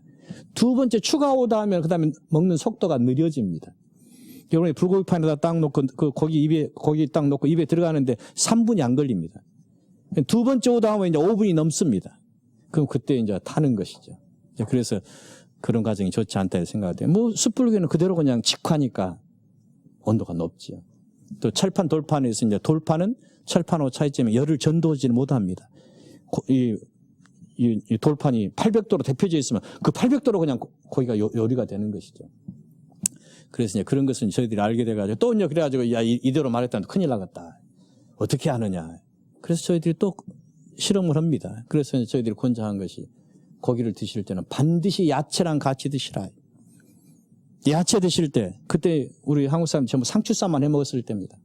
상추 말고 상추보다 훨씬 더 효과가 좋은 것이 있다. 그것이 그런 야채가 색깔이 짙을수록 좋더라. 특히 야채 속에 들은 엽록소 성분이 그런 것을 억제한다는 걸 저희들이 알게 됩니다. 색깔이 짙은 거. 검을수록 더 좋다. 그래서 저희들이 이제 그때 권장했던 갓이었습니다. 갓, 또 무잎 이런 것부터 하자. 그래서 저희들이 여러 가지 야채를 권장해서 요새는 대한민국 사람들이 이제 고기 먹을 때 다 그렇게 하죠. 그렇게 한다고 완전히 해결되는 것은 아니지만은 그러나 하여튼 고기 굽는 것도 온도를 이렇게 낮춰서 하는 것이 이제 제일 좋다. 기왕이면은 삶아서 쪄서 먹어라. 근데 장수신 어르신들이 쭉 이렇게 조사를 해서 보니까 고기를 먹는데 고기를 그렇게 구워서 먹는 분이 안 계시더라. 이분들이 장수 전부 쪄서 드십니다. 특히 그 장수신 분이 제일 좋아하는 것은 이제 돼지고기입니다. 돼지고기. 삶은 돼지고기. 삶은 돼지고기 된장에다 싸면서 드시는 것을 제일 좋아하십니다. 무슨 소고기다 갈비다 뭐 이런 것보다는 이렇게 삶아서 먹는 걸 좋아하시더라고요. 근데 그 똑같은 이야기가 일본 오키나와에서도 제가 그걸 봅니다. 자, 오키나와에 이제 제가 대조군 연구사무소에 오키나와를 자주 갑니다. 오키나와에서 저 사람들 장수신 분들이 어떤 식단을 가졌을까? 오키나와 사람들은 생선 안 먹습니다. 돼지고기를 많이 먹습니다. 그분들은 생선 별로 안 먹습니다. 재밌습니다. 돼지고기를 많이 먹는데 어떻게 먹느냐. 저 사람들 돼지고기라는 것은 기본적으로 뭐이냐. 전부 삶아서 먹습니다.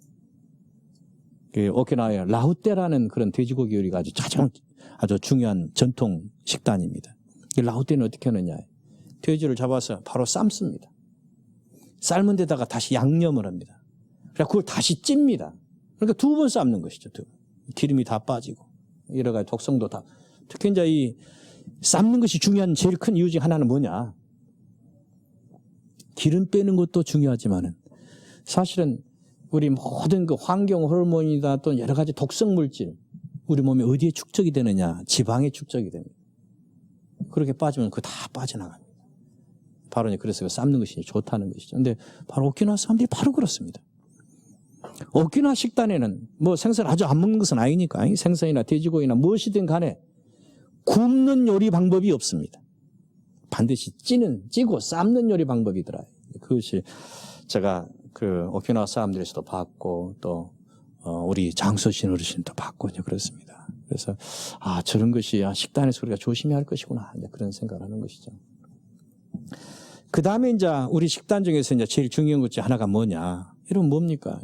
우리 식단 제일 중요한 거예요. 바로 이제 김치다 뭐다 하는 이런 것이죠. 근데 그 중에서 제일 중요한 우리 한국 사람 식단에서 반드시 빼서는 안 되는 것이 뭐냐? 바로 고추, 마늘이다. 고추하고 마늘이라는 것은 모든 데 다 들어가요. 자, 근데 이것이 또 중요한 것이더라. 중요한 것이더라. 그 미국 국립암연구소가 있습니다. NCI라고 미국 국립암연구소. 국립암연구소가 아주 세계적으로 큰 연구소죠. 이 연구소가 이 1974년에 닉슨 대통령이 뭘 선언했느냐. 암 정복법을 통과시킵니다. 소위 캔서 액트라는 그런 법을. 그때 그 법 통과했을 때 제일 큰 목표가 뭐냐. 저 사람들 어떤 것을 딱 주장하면 목표가 딱 설정이 돼 있어 갖고 그 목표를 설정해야 합니다. 그리고 달성해야 합니다. 1974년에 어떤 목표를 가졌느냐. 앞으로 25년 뒤 1999년에 미국의 전 국민의 암 발생 빈도가 50%로 줄어들어야 한다. 이런 폐암이 예를 들면 10만 명 중에서 20명이었으면 1999년에는 10만 명 중에서 10명만 발생해야 한다. 위암 10만 명 중에서 10명이었으면 1999년에는 5명만 발생해야 한다. 이게 목표입니다. 그래서 그 연구를 하고 나서 20년이 지났을 때 1995년 언저리 이 사람들이 이제 앞으로 5년을 남겨놓고 모든 성과를 분석을 합니다. 자, 우리가 20년 동안 1년에 달러로 한 30억 달러씩 이렇게 엄청난 돈을 투자를 했어요. 30억 달러에서 40억 달러 암 연구에.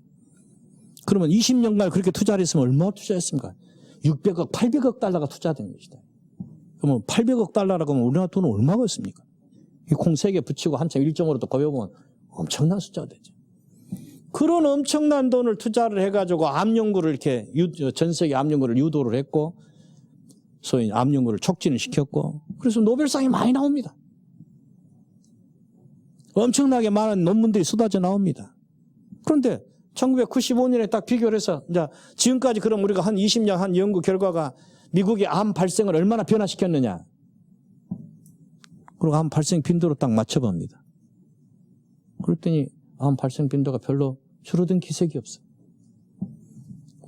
우리 목표는 지금 논문이 아니라 25년 뒤에 암 발생을 50% 줄이는 것인데 이게 크게 잘못됐다. 이거 어떻게 하느냐. 자, 우리 암 발생을 막자. 막기 위해서는 어떻게 하느냐. 그래서 이제 미국 암 연구에 큰 전환점이 생깁니다. 자, 그래서 제일 첫 번째 일이 뭡니까? 바로 금연 운동입니다. 노스모킹 캠페인입니다. 소위 이제 담배 회사들이 엄청난 로비를 하고 난리를 폈지만은 그때 이제 학자들이 똘똘 뭉친 거죠. 우리가 진실하게 가자. 그래가지고 결국 미국의 금연, 소위 노스모킹 캠페인이 바로 벌어지고 그 결과 우리나라까지 영향을 미친 거 아닙니까? 미국에서. 그것이 바로 1995년에 바로 이제 그런 연구 성과를 분석하는 과정에서 이제 그렇게 나온 것이 금연운동. 그게 첫째입니다. 자, 두 번째. 전 미국 국민을 위해서 해야 할 일이 뭐냐? 학자들이 아주 많은 고민을 합니다. 식단이 잘못됐다. 미국 식단이라는 것이 기본적으로 잘못됐다. 제일 잘못된 것이 뭐냐? 육식 위주다. 채식을 많이 먹자. 채식 먹게 하는 것이. 그래서 이제 그때부터 미국에 있는 모든 것이 달라집니다. 식단 같은 게 다 달라집니다. 그러면서 그 사람들이 거기다 이 식단에 야채를 많이 먹자 하면서 이 사람들이 강조한 것이 뭐냐? 반드시 먹게 할 것이 뭐냐? 그게 바로 마늘입니다. 마늘을 먹게 하겠다. 왜 그러냐면 여러분 아시다시피 미국의 주류 세력은 앵글로색선입니다. 게르만, 앵글로색선 이 그룹들은 마늘을 안 먹습니다. 라틴은 소위 이탈리아나 스페인이나 이런 이 사람들은 마늘을 먹습니다. 앵글로색던 게르만은 생선을 안 먹습니다. 이 사람들은 생선은 세모니 뭐 몇 가지만 먹습니다. 예를 들면 모든 연체동물, 문어니 낙지 절대 안 먹습니다. 그런데 이 지중해 지역, 라틴족 이런 사람들은 연체동물이 낙지니 뭐 문어 이런 걸 좋아합니다. 이게 식단이 정말 다르죠.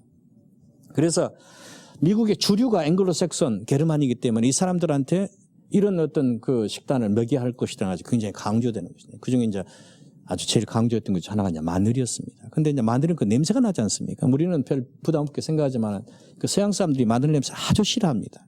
마늘에서 입에서 나오는 어떤 그 이와 수소 이런 그 냄새 어떤 그런 것을 굉장히 싫어하는 것이죠. 우리도 마늘에서 어쩌면 역겨울 때가 있지 않습니까? 그러나 우리는 그래도 몸에 배 있는데 저 사람들이 굉장히 아주 싫어하는 것이라 서양 사람들이 이제 그 특히 앵글로색선 계통 사람들은 마늘을 전혀 안 먹었습니다. 그래서 그 마늘 먹게 하자. 마늘 먹게 하자. 자, 그런 캠페인이 이제 벌어집니다. 그게 600억 달러, 800억 달러 연구 결과다 저는 이제 그렇게 이야기합니다. 우리는 진즉 단군 할아버지 때부터 우리가 마늘을 먹고 왔는데 바로 우리 식단이 그런 장점이 있다. 우리 식단에 가지고 있는 이 파, 마늘, 고추 하는 이것이 아주 기본 생강 이런 아주 기본 우리 그 양념 이것이 아주 많은 소위 이제 항산화 효과, 항돌연변 효과 이런 효과가 아주 좋습니다. 그래서 우리 식단에서 이런 우리 향신료 참 좋은 효과가 있구나. 이제 근자에 또 이제 여름 인도 카레 소위 우리가 들었는데 커큐민이라는 그런 성분이 또 카레에 드는 성분이 또 상당히 또 좋은 그런 효과가 있다는 것이 알려집니다. 근데 카레 그것은 우리 생강하고 비슷한 겁니다. 카레가 생강 우리 바로 그런 종류의 어떤 데서 가지고 있는 그런 좋은 성분들이 아주 좋은 효과를 발휘하고 있다 이렇게 보고 있습니다. 그래서 이제 우리가 가지고 있었던 여러 가지 우리 전통 식단의 기본들이 참 좋다. 저는 그 이야기를 하고 있는 것이죠. 근데 그 다음에 이제 제가 이제 이 백세 연구하면서 아주 제가 놀라운 일이 하나 더 보게 됩니다. 그 하나 뭐였냐면은 우리가 예를 들면 이제 우리 한국의 전통 식단이라는 것은 전부 채식입니다. 채식.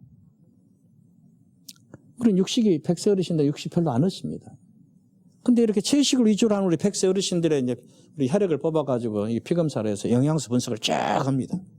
그 중에 저희들이 무슨 영양소가 부족할까 이런 건 이제 여러 가지 비타민 A냐 B냐 뭐 C냐 이런 거 쫙 이제 비교를 하는 것이죠.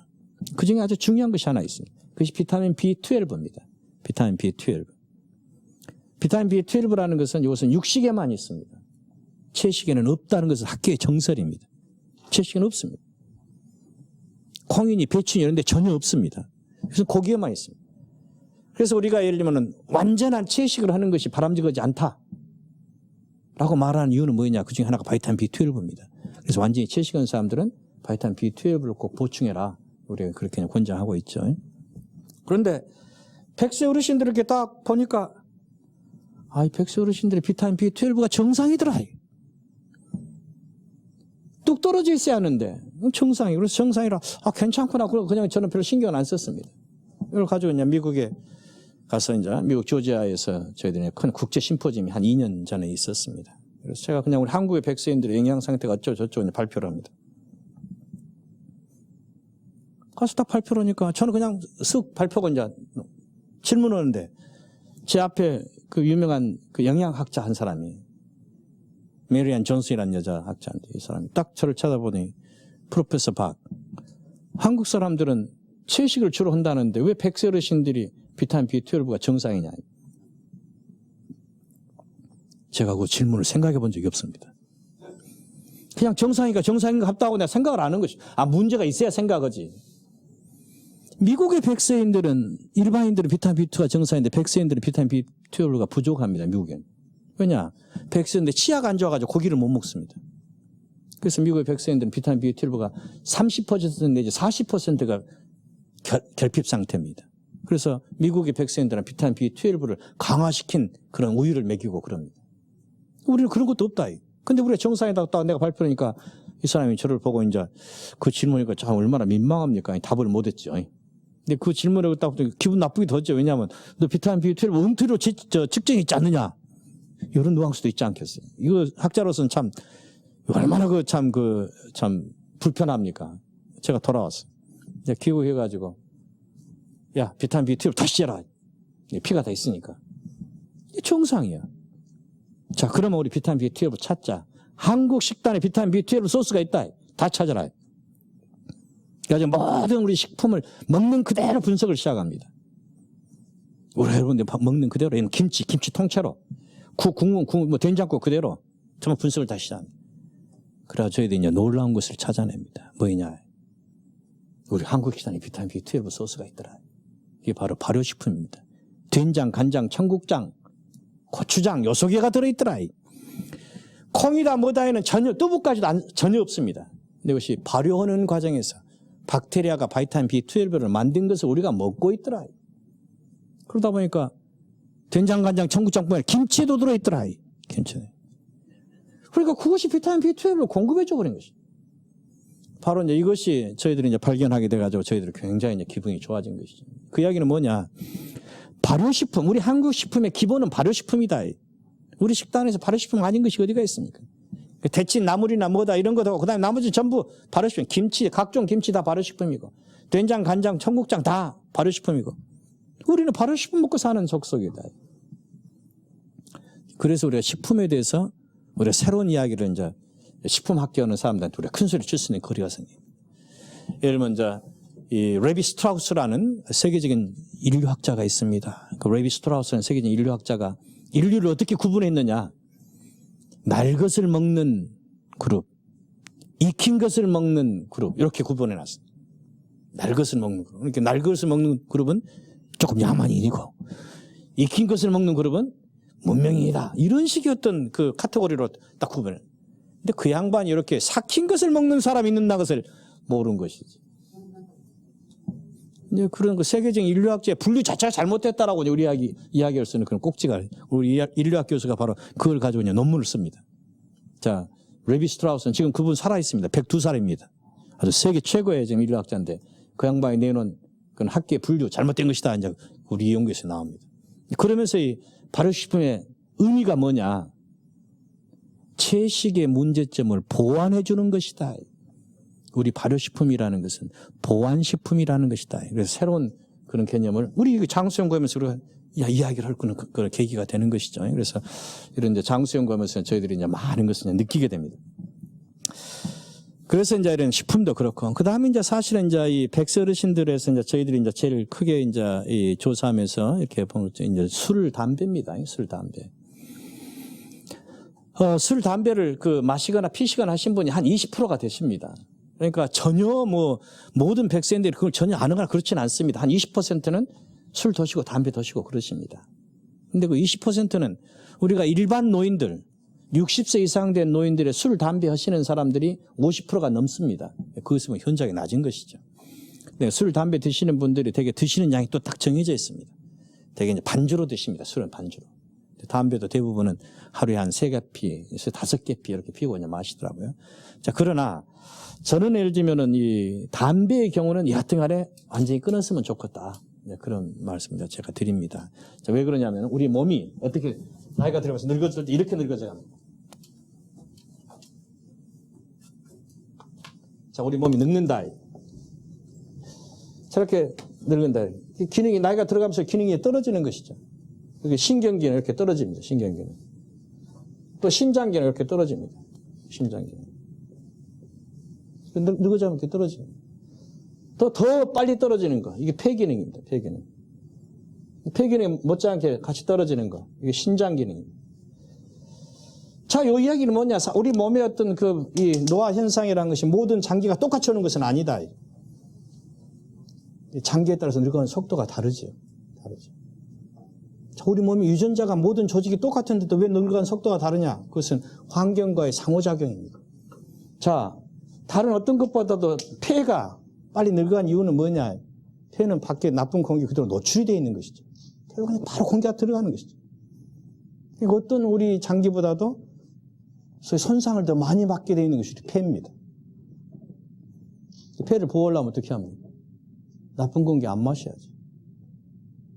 나쁜 공기 안 마시는 게 제일 대표적인 것이 뭐냐? 담배 끊어야지. 바로 그 면이죠. 그래서 노화를 막는 제일 원인 중에 하나죠. 그 다음에 신장. 신장이라는 것은 뭐냐? 여러분, 콩팥이라는 것은 우리 몸에서 모든 것이 예를 들면 이렇게 처리돼가지고 소변으로 나가야 합니다. 우리 신장이라는 것은 바로 우리 몸에 쓰레기를 처리하는 장소가 신장입니다. 우리 몸에 들어가는 종류가 크게 두 가지가 있습니다. 우리 입으로 들어가는 것은. 하나는 음식이고 하나는 약입니다. 여러분들 음식과 약이 왜 뭐 입으로 들어가는 거 있습니까? 나머지 잘못 들어가서 전부 실수해서 들어간 것입니다. 우리 입으로 적어도 들어간 것은 음식하고 약인데 우리나라에서 전통적으로 식약 동원이다 이래가지고 음식과 약을 혼동하는 경우가 있습니다. 물론 이제 그 재료가 뭐 비슷할 수가 있고 이제 그럴 수가 있고 그러나 우리가 음식과 약은 반드시 구별을 해야 합니다. 어떻게 구별해야 하느냐? 음식이란 것은 뭐냐? 음식이란 것은 우리 몸에 들어가가지고 100% 산화되는 것입니다. 100%. 아주 100% 산화되는 것. 100% 산화된다는 것은 뭐냐? 쓰레기가 안 생기는 것입니다. 음식이라는 것은 쓰레기가 생기는 것이 아닙니다. 완전히 처리돼서 완전히 무해한 것으로 해가지고 우리 몸에서 밖으로 나가는 것이 음식입니다. 근데 약이라는 것은 뭐냐? 약이라는 것은 특수 기능이 있죠. 열을 내려야 하고 병균을 죽여야 하고 혈압을 낮춰야 하고 암세포를 죽여야 하고 그런 그것이 약입니다. 근데 약이라는 것은 이게 음식과 다른 점이 뭐냐? 우리 몸에서 100% 산화되는 것이 아닙니다. 특수한 기능을 딱 발휘하고 나면 우리 몸에서 그걸 처리하는 능력이 없습니다. 그럼 이것을 물로 녹는 형태로 얼른 바꿔줘가지고 소변으로 빠져나가게 해줘야 합니다. 약이라는 것이 그런 것입니다. 바로 그런 것이기 때문에 약이라는 것은 우리 몸에서 처리하는데 한계가 있습니다. 그래서 어떤 종류의 약이든지 약이라는 것은 처방대로 먹어야 합니다. 용량과 시간을 지켜야 합니다. 그것은 다 여러 가지 경험과 모든 실험을 통해서 아주 입증된 그런 안정된 그런 그 용량, 안정된 그런 그 기간을 처방하게 되어 있습니다. 근데 이제 우리 한국 사람들이 이제 이 약이라는 것은 이제 보약이라는 개념이 있어가지고 약이라면 좋다라는 생각을 이제 많이 합니다. 절대 그러지 말아요. 그래서 그런 약들을 많이 먹게 되면 어떻게 되겠습니까? 처리가 제대로 못하고 쓰레기가 축적이 되고 그럼 제일 먼저 어디가 당합니까? 바로 신장이 당하는 거지. 신장이. 여러분들 가까이 주변에서 예를 들면 어떤 환자가 있으셔가지고 병원에 입원했을 때 무슨 이제 항암 치료를 한다든지 또는 나이가 80, 90 넘으셔야지 병원에 입원하셨을 때 뭐 의사들이 더 이상 치료 못 하겠다. 모시고 가라. 이런 말을 들었을 겁니다. 어떨 때 그런 말을 하느냐. 제일 큰 이유가 뭐냐. 제일 큰 이유가 신장이 나갔을 때입니다. 신장이 나가버리면 아스피린 하나도 못 씁니다. 약 한 방울도 쓸 수가 없습니다. 그러면 치료 끝나는 거죠. 끝나는 거죠. 바로 그것이 우리 신장이에요. 그래서 신장을 보호하려면 어떻게 하고 있어요? 그 쓸데없는 거 먹지 말아요. 쓸데없는 거. 우리 장수신 분들 딱 봤을 때 이 사람들이 어떤 사람들이었느냐. 그 쓸데없는 거 안 먹고 사신 분들이다. 쓸데없는 거 안 먹고. 평소에 먹던 그대로 먹고 사시는 거죠. 자, 그런 것이 우리가 이제 이 장수인 어른에서 이제 보게 되는 것이죠. 그 다음에 이제 사실은 이제 제가 이제 백세인 조사를 하고 이제 다니면서 이제 이렇게 쭉 무슨 식품이다 뭐다 저희 조사팀들이 많은 조사를 했는데 모든 기자들이 저희한테 와가지고 물어보는 것이 뭐냐. 무엇 먹고 장수한다냐. 이제 무엇을 먹고 이제. 그게 제일 궁금한 것 같아요. 근데 그렇게 정말 무엇을 먹고 장수를 그럴 꼭지가 있겠느냐. 그 참 어렵습니다. 더구나 예를 들면 우리나라만 해도 예를 들면 전라도, 경상도, 강원도, 충청도 그 식습관이 다릅니다. 그래서 어떤 예를 들면 강원도 백세인은 이렇게 먹고 전라도 백세인은 또 이렇게 드시고 무슨 제주도 백세인 이렇게 드신다고 이렇게 말을 해야겠느냐. 말하기 참 어렵습니다. 그러나 그분들에서 딱 공통적인 점이 있습니다. 그게 뭐냐. 무엇을 먹느냐가 아니라 어떻게 먹느냐다. 이분들의 제일 큰 특징이 뭐냐. 식생활이 아주 규칙적입니다. 아침, 점심, 저녁 거의 세 끼 다 드십니다. 근데 그 드시는 시간이 딱 정해져 있어요. 백세 어르신들을 모시는 분이 누구냐면 전부 며느리라고 그랬죠. 며느리. 그 며느리들의 말이 똑같습니다. 무슨 말이냐. 밭에서 일하다가도 밥 시간 되면 다 와서 밥상을 드려야 해요. 시간만 못 맞추면 5분만 늦어도 난리가 난다. 아주 그 이야기는 아주 시간이 규칙적이다. 또 조사를 했으면 드시는 양도 딱 정해져 있습니다. 드시는. 그러니까 낮에 누가 아는 사람이 와가지고 무슨 간식을 하셨으면 저녁에 드시냐고 딱 덜어놓습니다. 아주 드시는 양이 아주 정해져 있는 이런 것이 우리 장수 어르신들이 아주 규칙적인 그런 식생활이 아주 이것은 100% 똑같습니다. 그래서 그건 무엇을 먹느냐보다 이렇게 어떻게 먹느냐가 중요하다 그런 이야기를 제가 드리고 있죠. 그 다음에 이제 나이가 드신 분들은 이게 음식 맛이 달라집니다. 여러분들 집안에 혹시 어르신들 80이 넘으신 어르신들 할머니나 이런 분들이 음식을 하시면 어떻습니까? 음식이 짜지요. 그분들이 일부러 짜게 한 것은 아닙니다. 나이가 드시면은 이 맛에 대한 이런 이 감도가 떨어집니다. 그래서 예를 들면 일반 그 젊은 사람들보다 약 10배 정도 더 강해야 그 맛을 느낍니다. 그러니까 이제 나이 드신 어르신들이 이제 간을 할 때는 제발 하지 마시라고 그냥 그랬어요. 간만 하지 마시고 그냥 해주시고 간은 우리가 맞춰서 먹어야 합니다. 자, 그러나 하여튼 나이가 들어가면은 맛도 달라지고 냄새도 달라집니다. 예를 들면 젊은 사람들은 예를 들면 장미 향이다 이런 향수 냄새 좋아하지 않습니까? 나이 드신 분은 그 별로 안 좋아합니다. 젊은 사람들은 예를 들면 쥐가 썩는 냄새 같은 거, 뭐 달걀 썩는 냄새 아주 싫어하지 않습니까? 나이 드신 분은 그런 데에 대한 그 거부감이 적어집니다. 그러니까 나이 드신 어르신들이 사시는 그런 방에 가서 우리한테 냄새 많이 나죠. 본인들은 냄새를 잘 못 느끼십니다. 그것은 그 후각이 달라지기 때문에 그렇습니다. 미각도 달라지고 후각, 이런 감도가 달라집니다. 그래서 나이가 드시면은 그런 많은 것이 이제 달라지기 때문에 그런 것을 여러분들 이제 그런 이해를 해야 합니다. 근데 바로 이제 그렇기 때문에 이제 그분들의 어떤 그 식성이다 뭐다 우리가 맞춰서 여러 가지 식단을 좀 바꿔줘야 합니다. 이게 맛에 대한 감도가 떨어지기 때문에 맛을 훨씬 더 강하게 해야 합니다. 근데 그렇다고 소금을 막 넣어버리면 이제 안 되죠. 그래서 이제 그런 그 소금 맛을 강화시킬 수 있는 다른 이제 조리 방법을 쓴다든지 이런 것이 최근에 많이 개발이 되고 있죠. 그 다음에 이제 제가 이 장수신 어르신의 이제 이런 식생활 중에서 아주 제일 중요한 것 중에 하나를 아주 참 제일 중요한 비결이 뭐냐 한 가지 말씀드리고 싶습니다. 그 전에 우선 그 맛이란 것에 대해서 저는 이제 이렇게 생각합니다. 여러분들이 맛 그러죠. 이 대개 가서 무엇을 여러분들이 맛이라 그러냐. 무엇을 맛이라 그러죠. 이거 다냐, 짜냐, 쓰냐. 이런 것이 맛이라 그러지. 다냐, 짜냐, 쓰냐 하는 것은 무슨 맛이냐. 혓바닥에 닿는 화학적 반응입니다. 그 물질 속에 들은, 식품 속에 들은 단 물질이 우리 혀에 그 맛봉울에 수용체에 이렇게 결합해가지고 그 반응을 하는 거예요. 그래서 이제 케미컬 리액션입니다. 이런 것을 우리가 화학적인 맛이라고 표현합니다. 그것이 1차 맛입니다. 1차 맛. 근데 아무리 어떻게 달고 짜고 시고 어쨌든 간에 이러면 실제 여러분들이 그 무슨 생선 횟집이라든지 또는 중국집이라는 요데 가면은 제일 비싼 요리가 뭡니까? 이 횟집 같은 데 가면은 그냥 여러분들이 그 사시미를 먹더라도 예를 들면 자연산이냐 양식이냐 이거 따지지 않습니까? 자연산 그러면 보통 값을 3배에서 5배 더 줍니다. 그 얼마나 그 차이 난다고 그럽니까? 무슨 단맛, 짠맛, 신맛이 다릅니까? 차이는 뭡니까? 씹는 맛이죠. 쫄깃쫄깃한 그 맛. 그냥 푸석푸석한 어떤 그런 맛. 이것 가지고 그냥 값을 3배, 4배를 더 줘버리는 것이죠. 중국 요리 중에서 최고로 비싼 것이 뭡니까? 제비집, 상어 지느러미 뭐 이런 거 있죠. 그게 무슨 맛입니까? 달고 짜고 시고는 맛이냐? 그런 맛이 아니다. 씹는 맛이다. 그 씹는 묘한 그 맛 때문에 그 비싼 값을 주는 것이죠. 자, 그러면 우리가 아까 그 케미칼 그런 테이스트보다 더 높은 단계의 맛이 있습니다. 그게 뭐냐? 물리적인 맛입니다. 물리적. 피지컬 테이스트입니다. 그래서 여기서 2차원의 맛이라 그럽니다. 근데 그보다 더 높은 맛이 있습니다. 여러분 왜 고급 레스토랑에 가서 이렇게 그런데 뭐 가려고 그럽니까? 똑같은 예를 들면 스테이크라도 그냥 일반 데서는 무슨 3만 원이면 어째 좀 좋은 데 가면 5만 원, 어찌 데 가면 10만 원이다. 그리고 여러분들이 예를 들면 한번 생각해 봅시다. 누구랑 밥 먹을 때 제일 맛있습니까? 왼소가 먹으면 맛이 있습니까? 아무리 진수성찬 차려도 입에 들어가질 않죠. 입이 정말 소태 맛이 나는 것이다. 정말 사랑하는 사람하고 같이 먹으면 라면 하나 먹어도 얼마나 맛있냐. 그것이 바로 3차원의 맛입니다. 소위 정서적인 맛이죠. 사회적인 맛이고 이게 소셜 테이스트. 그걸 우리 소위 3차원의 맛이라는. 맛의 최고봉은 뭐냐? 달고 짜고 시고 씹히고 어쩌고 이런 것이 아니다. 누구랑 같이 먹느냐다. 누구랑 같이 먹느냐. 장수의 제일 중요한 비결이 뭐냐? 바로 가족이 같이 밥 먹는 겁니다.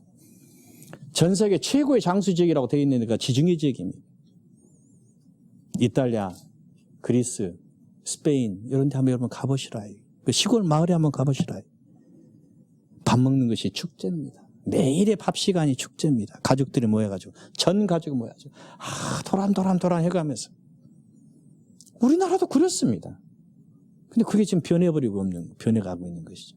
근데 지금도 이 100세 어르신들 집에 갔으면 이번에 예를 들면 아까 제가 말씀드린 레오나르도 품 박사가 감동했던 것이 뭐였느냐. 바로 그건 식생활, 가족관계. 그 모든 가족이 모여서 이렇게 같이 오손도손하게 모여서 어르신부터 다 하면서 요란저란 해가면서 이야기해가면서 먹는 바로 그것이 최고의 맛이다. 식생활의 최고봉이라는 것은 그래서 제가 여러 가지 이야기 야채를 먹자, 삶아서 먹자, 뭐자 그런 이야기 했습니다. 그러나 제일 꼭대기에 뭐 있느냐. 가장 최고라는 것은 가족이 함께 같이 먹는 것이 바로 그것이더라. 바로 장수인들 식단에서 저희들이 바로 그런 것을 본 것이다. 이렇게 보고 있습니다. 자, 그래서 이제 먹는 이야기는 이제 되게 이제 그런 정도로 하고요. 그 다음에, 실제 이제 이 운동 프로그램 한두 가지만 좀 말씀을 드리겠습니다. 시간이 많이 됐기 때문에. 자, 제가 아까 말씀드렸죠. 장소 신분의 제일 중요한 첫 번째 공통점이 뭐였던가? 움직이는 것이다. 움직이는 것이다. 몸을 움직이게 하는 것이다. 우리 몸은 움직여라고 되어 있습니다. 우리 몸은 움직이지 않으면 어떤 일이 벌어지냐. 우리가 디스유스 아트로피란 말을 씁니다. 위축성. 그래서 위축이 되는 거예요. 불용성 위축. 젊은 사람도 안 쓰면 불용성 위축이 됩니다. 무슨 나이 들었다고만 생기는 것이 아닙니다. 그만큼 우리 몸은 써야 합니다. 써야 합니다. 그런데 너무 과도하게 쓰면 이제 사고가 나는 것이죠. 근데 우리 몸은 항상 써야 하는 것이다. 근데 이제 중요한 것은 뭐냐. 나이가 들어가면은 몸을 쓸 수 있는 그런 것이 더 기운이 없어지고 또 효율이 떨어지고 그렇습니다. 그래서 점점 더 안 씁니다. 그건 더 나쁜 일이다. 나이가 들어가면 들어갈수록 더 써야 하는 것입니다. 우리 몸은 안 쓰면 이렇게 위축이 생깁니다. 또 나이가 들어가면 또 위축이 됩니다. 우리 몸은 가만둬도 10년에 5%는 위축이 됩니다. 10년에 한 5%씩 줄어듭니다. 근육이 없어집니다. 근데 안 쓰면은 불용성 위축이 되면은 10년에 10%씩 위축이 됩니다. 그러니까 노화를 방지하는 제일 중요한 방법 중에 하나가 움직이는 것이다. 움직이는 것이다. 움직이면 이렇게 위축되는 것이 줄어듭니다. 그래서 나이가 들어갈수록 절대 운동이 필요하다 하는 것을 이제 강조하고 있습니다. 그래서 운동을 하게 되면 운동 효과가 얼마나 좋다는 것을 여러분 요새 많이 알려져 있지 않습니까? 여러 가지 질병을 막는데도 퇴행성 질환을 막는데도 좋고 여러 가지 당뇨다 심혈관 질환이다 여러 가지 기타 등등 다 좋죠. 그러나 나이 든 사람한테서 운동에 갖는 아주 중요한 이유 중에 하나가 뭐냐? 우리 몸의 유연성하고 균형성입니다. 왜 그러느냐? 나이가 들어가면은 근육도 위축이 되지만은 뼈가 골다공증이 생깁니다. 넘어지면은 깨집니다. 골절이 생깁니다. 큰 뼈가 부러지면은 치료하는데 시간이 많이 걸립니다. 그럼 그동안에 딱 고정을 시켜야 합니다. 고정시키면 더 운동을 못 하게 됩니다. 그럼 그게 악화가 됩니다. 나이가 든 사람한테 큰 뼈, 예를 들면 대퇴골 골절이라도 생겼다든지 그러면은 대퇴골 골절로 2년 내 사망률이 50%입니다. 그게 뭐냐? 딱 안 쓰면은 오만 혈액순환이 다 나빠지는 것이죠. 나이 든 사람한테 가장 중요한 것 중에 하나가 골절을 막아야 합니다. 나이 드신 분은 손만 삐끗해도 그냥 손이 부러지고 자꾸 엎드리기만 해도 발뼈가 부러지고 부딪히기만 해도 뼈가 부러지고 그렇습니다. 그걸 막는 방법이 뭐냐? 바로 유연성을 키워야 하고 균형 감각을 키워야 하고 그런 것이 중요한 운동이라고 보고 있습니다. 그래서 이 책에도 잠깐 제가 소개한 것 중에 하나가 저 소속한 우리 연구소에서 노인들을 위한 운동 프로그램을 하나 만들어 드렸습니다. 우리 춤체조란 말을 했습니다. 일반 시중에는 장수춤이라고 알려져 있습니다. 지금 15만 명이 넘은 나이 드신 분들이 합니다. 서울시내도 노인복지관에서는 다 합니다. 이게 이제 우리 춤을 가지고 체조화시켰습니다. 아주 쉽게. 제가 그렇게 만든 이유는 뭐냐? 나이 드신 어르신들 처음에 제가 이런 노화 연구를 시작하다가 이제 노인 연구로 들어가면서 제가 제일 처음에 찾아간 데가 바고다 공원이었습니다. 거기 참 몇백 명의 할아버지들이 쭈그리고 앉아 있었습니다. 지금은 그분들이 이제 정묘 쪽으로 옮겨가 있죠. 자, 저분들을 어떻게 하면 움직이게 할까? 저 사람들이 어떻게 하면 움직이게 할까? 나이 드시면 움직이게 할까? 움직여야 병이 안 생기고 건강이 좋다는 거 다 아는 이야기인데 근데 그냥 움직이라고 해봐야 움직이겠느냐. 젊은 사람이 가서 앞에서 체조합시다 하면 그 앞에서 하는 신용만 하고 말지. 그래서 혼자 좋아서 계속 하겠느냐. 네, 그래서 이제 저희가 이제 우리 전통 춤을 바탕으로 해가지고 아주 체조화시켜가지고 그런 운동 프로그램 하나 만들어줬는데 그랬더니 아주 굉장히 참 사람들이 좋아하십니다. 아주 효과도 굉장히 좋습니다. 제가 이제 금년 7월 말에 교토에서 국제생리학회에 가서 제가 이 이야기를 합니다. 우리 춤체조가 우리 노인들한테 어떤 건강 효과를 가져왔느냐. 저는 그런 점에서 아주 참 기쁘게 생각하고 있지만, 그보다 더 중요한 것은 하여튼 나이 드신 분들 이렇게 몸을 움직이기 자기가 좋아서 움직이는 것이죠. 제일 중요한 것이 하고 싶은 것을 하게 하는 것이죠. 그 다음에 나이 드시면 할 수 있는 것을 하게 하는 것이죠. 그 다음에 제일 중요한 것이 함께 하는 것을 하게 한다. 그래서 하고 싶은 거, 할 수 있는 거, 함께 할 수 있는 그런 프로그램에 우리가 많이 이제 참여하고 필요한다고 저는 생각하고 있습니다.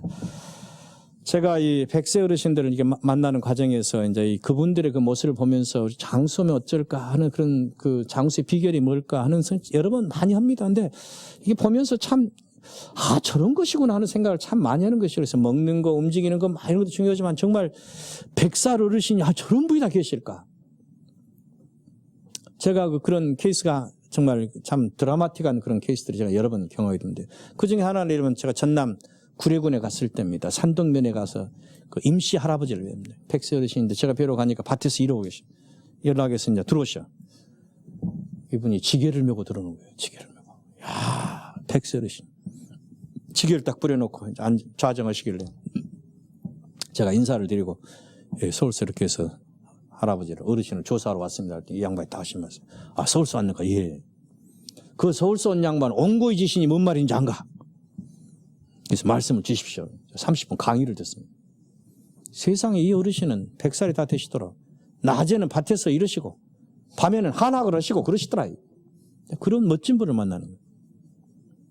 또 제가 일본에서 만난 분은 더 기가 막힙니다. 쇼지 사부로 박사라는 분인데 세상에 이 양반은 심리학 박사 출신이에요. 그런데 65세 정년 딱 퇴직할 때 내가 새로운 것을 하나 배워야 한다. 가지고 한글을 배워. 우리말을 능통하게 하셔. 100살이 되시면. 나하고는 완전히 한글로 되어 있어요. 그뿐만이 아니에요. 나이 90살에 이 양반이 또 결심해. 내가 90살이 됐다. 새것을 하나 배워야겠다. 중국말을 배워. 그래가지고 100살이 되셨을 때 중국 하르빈 대학 가서 이번에 중국말로 가서 특강을 하셨어요. 더 놀라운 것은 이분이 100살이 됐을 때 내가 100살이 됐다. 또 새것 하나 배우자. 그래가지고 소련말 배우고 있어요. 그래가지고 금년 8월에 모스크바 대학 가서 당신이 강의를 하신다고 소련말을 한다 나한테. 그분을 내가 만난 것이 101살 때 만나요. 야, 이런 걸 보면은 정말 나이란 것이 뭐냐? 나이란 것이 뭐냐? 우리가 정말 장수하신 분들이 어떤 분들이냐? 그럴 때 아주 우리가 전혀 새로운 생각을 하게 되는 것이죠. 그래서 그런 것을 저희들이 아주 참 그 많은 것을 느끼고 있고요. 그 다음에 사실 그 장수하신 분들에 있어서 사실은 부부관계도 굉장히 중요하게 봅니다. 100세까지 사신 어르신들 부부관계. 정말 부부라는 것이 뭔가. 정말 부부라는 게 60년 이상 같이 사신 부부. 70년 이상 같이 사신 부부. 저는 또 80년을 함께 산 부부를 만납니다. 80년을. 20대 결혼해서 100살이 되시면 80년 사는 거지요. 여러분 참 꿈만 같은 얘기 아닙니까? 자, 어떻게 저렇게 사셨을까? 자, 그랬을 때 그 부부의 어떤 그런 모습들 저는 아주 감동스럽게 봅니다. 여러분 지금 여기는 이제 젊은 사람들이 많은데 젊은 사람들은 부부라는 것은 어떤 부부여야 합니까? 서로 그냥 사랑을 하고 막 그냥 좋아하고 막 그래야죠. 몸부림을 치는 그런 열정을 가지고. 근데 80, 90이 되신 부부는 어떤 사랑을 하느냐? 그런 어떤 그 열정의 사랑을 하느냐? 아닙니다. 그럼 부부관계는 뭐냐? 어떤 마음에 이 부부가 사는 것이냐? 그래서 저희들이 참 그 조사를 하면서 이게 뭘까? 그랬더니 우리 서울대학의 이제 생활과학대학의 가족학을 하는 우리 한경희 교수가 한 말이 저도 참 아주 인상 깊은 말을 합니다. 우리 장수 어르신들, 오래 사신 부부들의 그 사는 그 가장 중요한 핵심의 마음은 뭐냐? 측은지심입니다. 측은지심. 서로 그 안타까운 마음. 우리 60년, 70년 같이 살면서 저 사람도 젊었을 때 한때 어쨌는데, 하지만 또 저 사람 저렇게 늙었는데 하면서 서로 그렇게 안타까워하면서 이렇게 사는 그 마음이 또 부부를 이렇게 붙여주는 것이다. 가족을 붙여주는 것이다. 저는 그래서 그런 정말 부부들의 모습을 아주 많이 봅니다. 100세 어르신 됐는데 지금도 손잡고 자는 부부도 있고요. 제가 뭐 묻지도 않았는데 나 요새도 영감 손잡고 자 하고 할머니가 자랑해요. 그래서 손잡고 주무세요. 이제 손만 잡고 자 이제 이러시더라고요. 그 이야기는 뭐냐? 그 참 나이가 그렇게 많이 되셨어도 부부의 사랑이라는 것이 참 곡진한 것이다 하는 것을 이제 보여주고 있습니다. 제가 하여튼 이 장수 어르신들 이렇게 조사하면서 우리가 이 정말 장수를 쓰는 비결이 뭘까? 어찌 보면 너무 단순한 거죠. 너무 단순한 거죠. 이게 뻔한 이야기죠. 이게 뻔한 이야기를 가지고 책까지 써야 할 것인가? 사실 그래서 책을 제가 안 썼습니다. 그 전부터 이 책 써주라고 어쩌고 나는데, 아이고, 그건 뻔한 이야기니 책 써서 뭐하냐. 근데 이제 그 전에 제가 이게 칼럼을 제가 이제 쓰는 것은 제가 이제 거절을 형편도 못 들어서 신문에 여기저기 이제 모았던 칼럼들을 가지고 이번에 이제 우리 생각이 나고 책을 만들었는데, 제가 이제 정말 장수한다라는 거, 건강하게 늙는다라는 거, 늙지 말자가 아니라 잘 늙는다라는 것이 뭐냐. 제가 가장 중요한 말은 한마디로 요약할 수 있습니다. 우리 몸은 정직하고 진품이기 때문에 우리가 해야 할 것이 뭐냐. 우리가 잘 지키고 우리가 아끼고 하는 것은 이제 당연한 일인데, 그러기 위해서는 제일 중요한 것이 뭐냐. 우리가 스스로 내 자신에 대해서 신뢰를 해야 합니다. 내 자신에 대해서 신뢰를 해야 합니다. 내 자신에 대해서 신뢰를 하지 못하면은 장수 못합니다. 여러분들은 여러분 스스로 내 몸을 지켜야 하고 여러분 스스로 그것을 가꾸어 나가야 합니다. 그래서 제일 중요한 것이 바로 내 자신에 대해서 신뢰를 해야 한다. 바로 그 이야기를 제가 한 이야기 아닙니다. 이 이야기는 제가 아주 감동 있게 들은 것이 스웨덴 백세인 연구 책임자가 보 하그버그 박사라는 분이 계십니다. 이 양반은 스웨덴 백세인 연구를 20년 이상 한 사람인데 재작년에 이 사람이 리타이어를 했습니다. 리타이어 할 때 우리가 축하 세미나를 했습니다. 그 세미나 했을 때 이 양반이 마지막에 특강을 하시면서 자기가 생각하는 장수 비결이 뭐냐? 자기 자신에 대한 신뢰다. 그 말을 했습니다. 저는 그것을 굉장히 소중하게 받아들이고 있습니다. 자, 그래서 우리 웰 에이징이 뭡니까? 우리가 이제 늙지 말자 이거 아니죠? 당당하게 늙자. 당당하게 늙으려면 어떻게 하겠습니까? 우리 스스로가 우리 자신에 대한 신뢰를 가지고 우리 삶은 우리가 스스로 책임지고 나가는 것이다. 그 말씀으로 오늘 이야기를 끝내도록 하겠습니다. 감사합니다.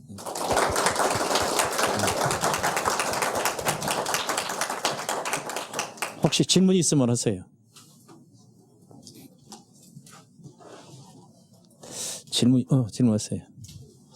장수가 유전적으로 집안 내력하고 관계가 있는 건지 아니면 그 생활 습관하고도 관계가 있는 건지. 그 장수 이야기가 항상 물어보니 그거죠. 근데 이번에 우리 품 박사가 와가지고 또 기자들이 물어보니까 똑같은 답을 해요. 그건 뭐냐. 많은 자료가 있습니다. 예를 들면 이제 쌍둥이를 가지고 실험 테스트를 하고 또 지역 조사를 하고 그래서 이제 정말 유전이 얼마나 영향을 미쳤느냐. 유전이 미치는 영향이 25%. 한 4분의 1 정도는 유전에 영향이 있다 이렇게 보는 것이죠. 그럼 75%는 뭐냐? 그건 유전이 아니다라는 이야기죠. 우리 생활 습관 이런 것이 훨씬 더 중요한 것이죠. 우리나라 이제 100세 어르신들, 이제 100세에 가까이 되신 분을 제가 만난 숫자가 한 250명 됩니다. 그런데 이런 분들 중에서 정말 장수 집안이라는 것을 우리 어떻게 말하느냐? 장수 집안이란 우리 전통적으로 우리나라 사회에서 그 집이 장수집이다. 그럴 때는 이런 조건을 붙입니다. 우사대 아랫사대란 말을 씁니다. 우사대. 내가 살아서 증조 할아버지 할머니를 봐야 하고 내가 살아서 증손을 봐야 합니다. 내가 1대죠. 우리나라는 0이라는 단어가 없습니다. 내가 1대죠. 아버지는 2대, 할아버지는 3대, 증조 할아버지가 4대. 이게 우사대 아랫사대. 이게 장수 집안입니다. 그런데 그런 우사대 아랫사대의 집을 제가 별로 보지를 못합니다. 우리 참 이거 조사를 합니다. 우사대 아랫사대가 참 힘들구나. 그게 이제 진정한 장수죠. 장수 유전적인 요인에 의한 장수죠. 또 그렇지 않으면 우리가 장수 집안 이야기할 때는 또 다른 표현이 있습니다. 적어도 5대는 같이 살아야지. 5대 집안. 그래서 5대 집안 찾기를 위해서 우리 대한의학회를 통해서 그 노바티스 지원해가지고 한 1년 반 홍보를 해가지고 찾아냅니다. 제가 만난 그 100세 어르신 중에서 5대 집안을 제가 3집을 봅니다. 전국에 홍보를 다 해가지고 찾아낸 우리나라 5대 집안이 28가구가 나옵니다. 28가구. 근데 이 28가구가 우리가 왜 그것을 호적을 가지고 못 찾냐? 주민등록 가지고 왜 못 찾냐? 아들로 이어져서 5대는 하나도 없습니다. 전부 딸로 이어져 가지고 이게 돼 있기 때문에 호적 조사 가지고 찾아지지 못합니다. 그 이야기는 뭐냐? 우리나라 사람들이 남자는 장수 못한다는 이야기도 되고 그만큼 이 5대라는 것이 어렵다는 이야기도 되고 그게 이제 하나 장수인. 그래서 그것이 그만큼 드물다라는 것은 우리나라에서도 유전적인 요인보다는 그런 환경적인 요인이 훨씬 더 소중하다 이렇게 말할 수 있습니다. 또 다른 질문 있습니다.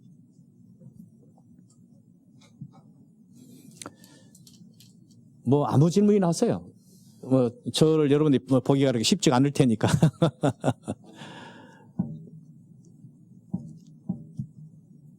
그러면 질문 없으면 마치도록 할까요? 예, 감사합니다. 마치도록 하겠습니다.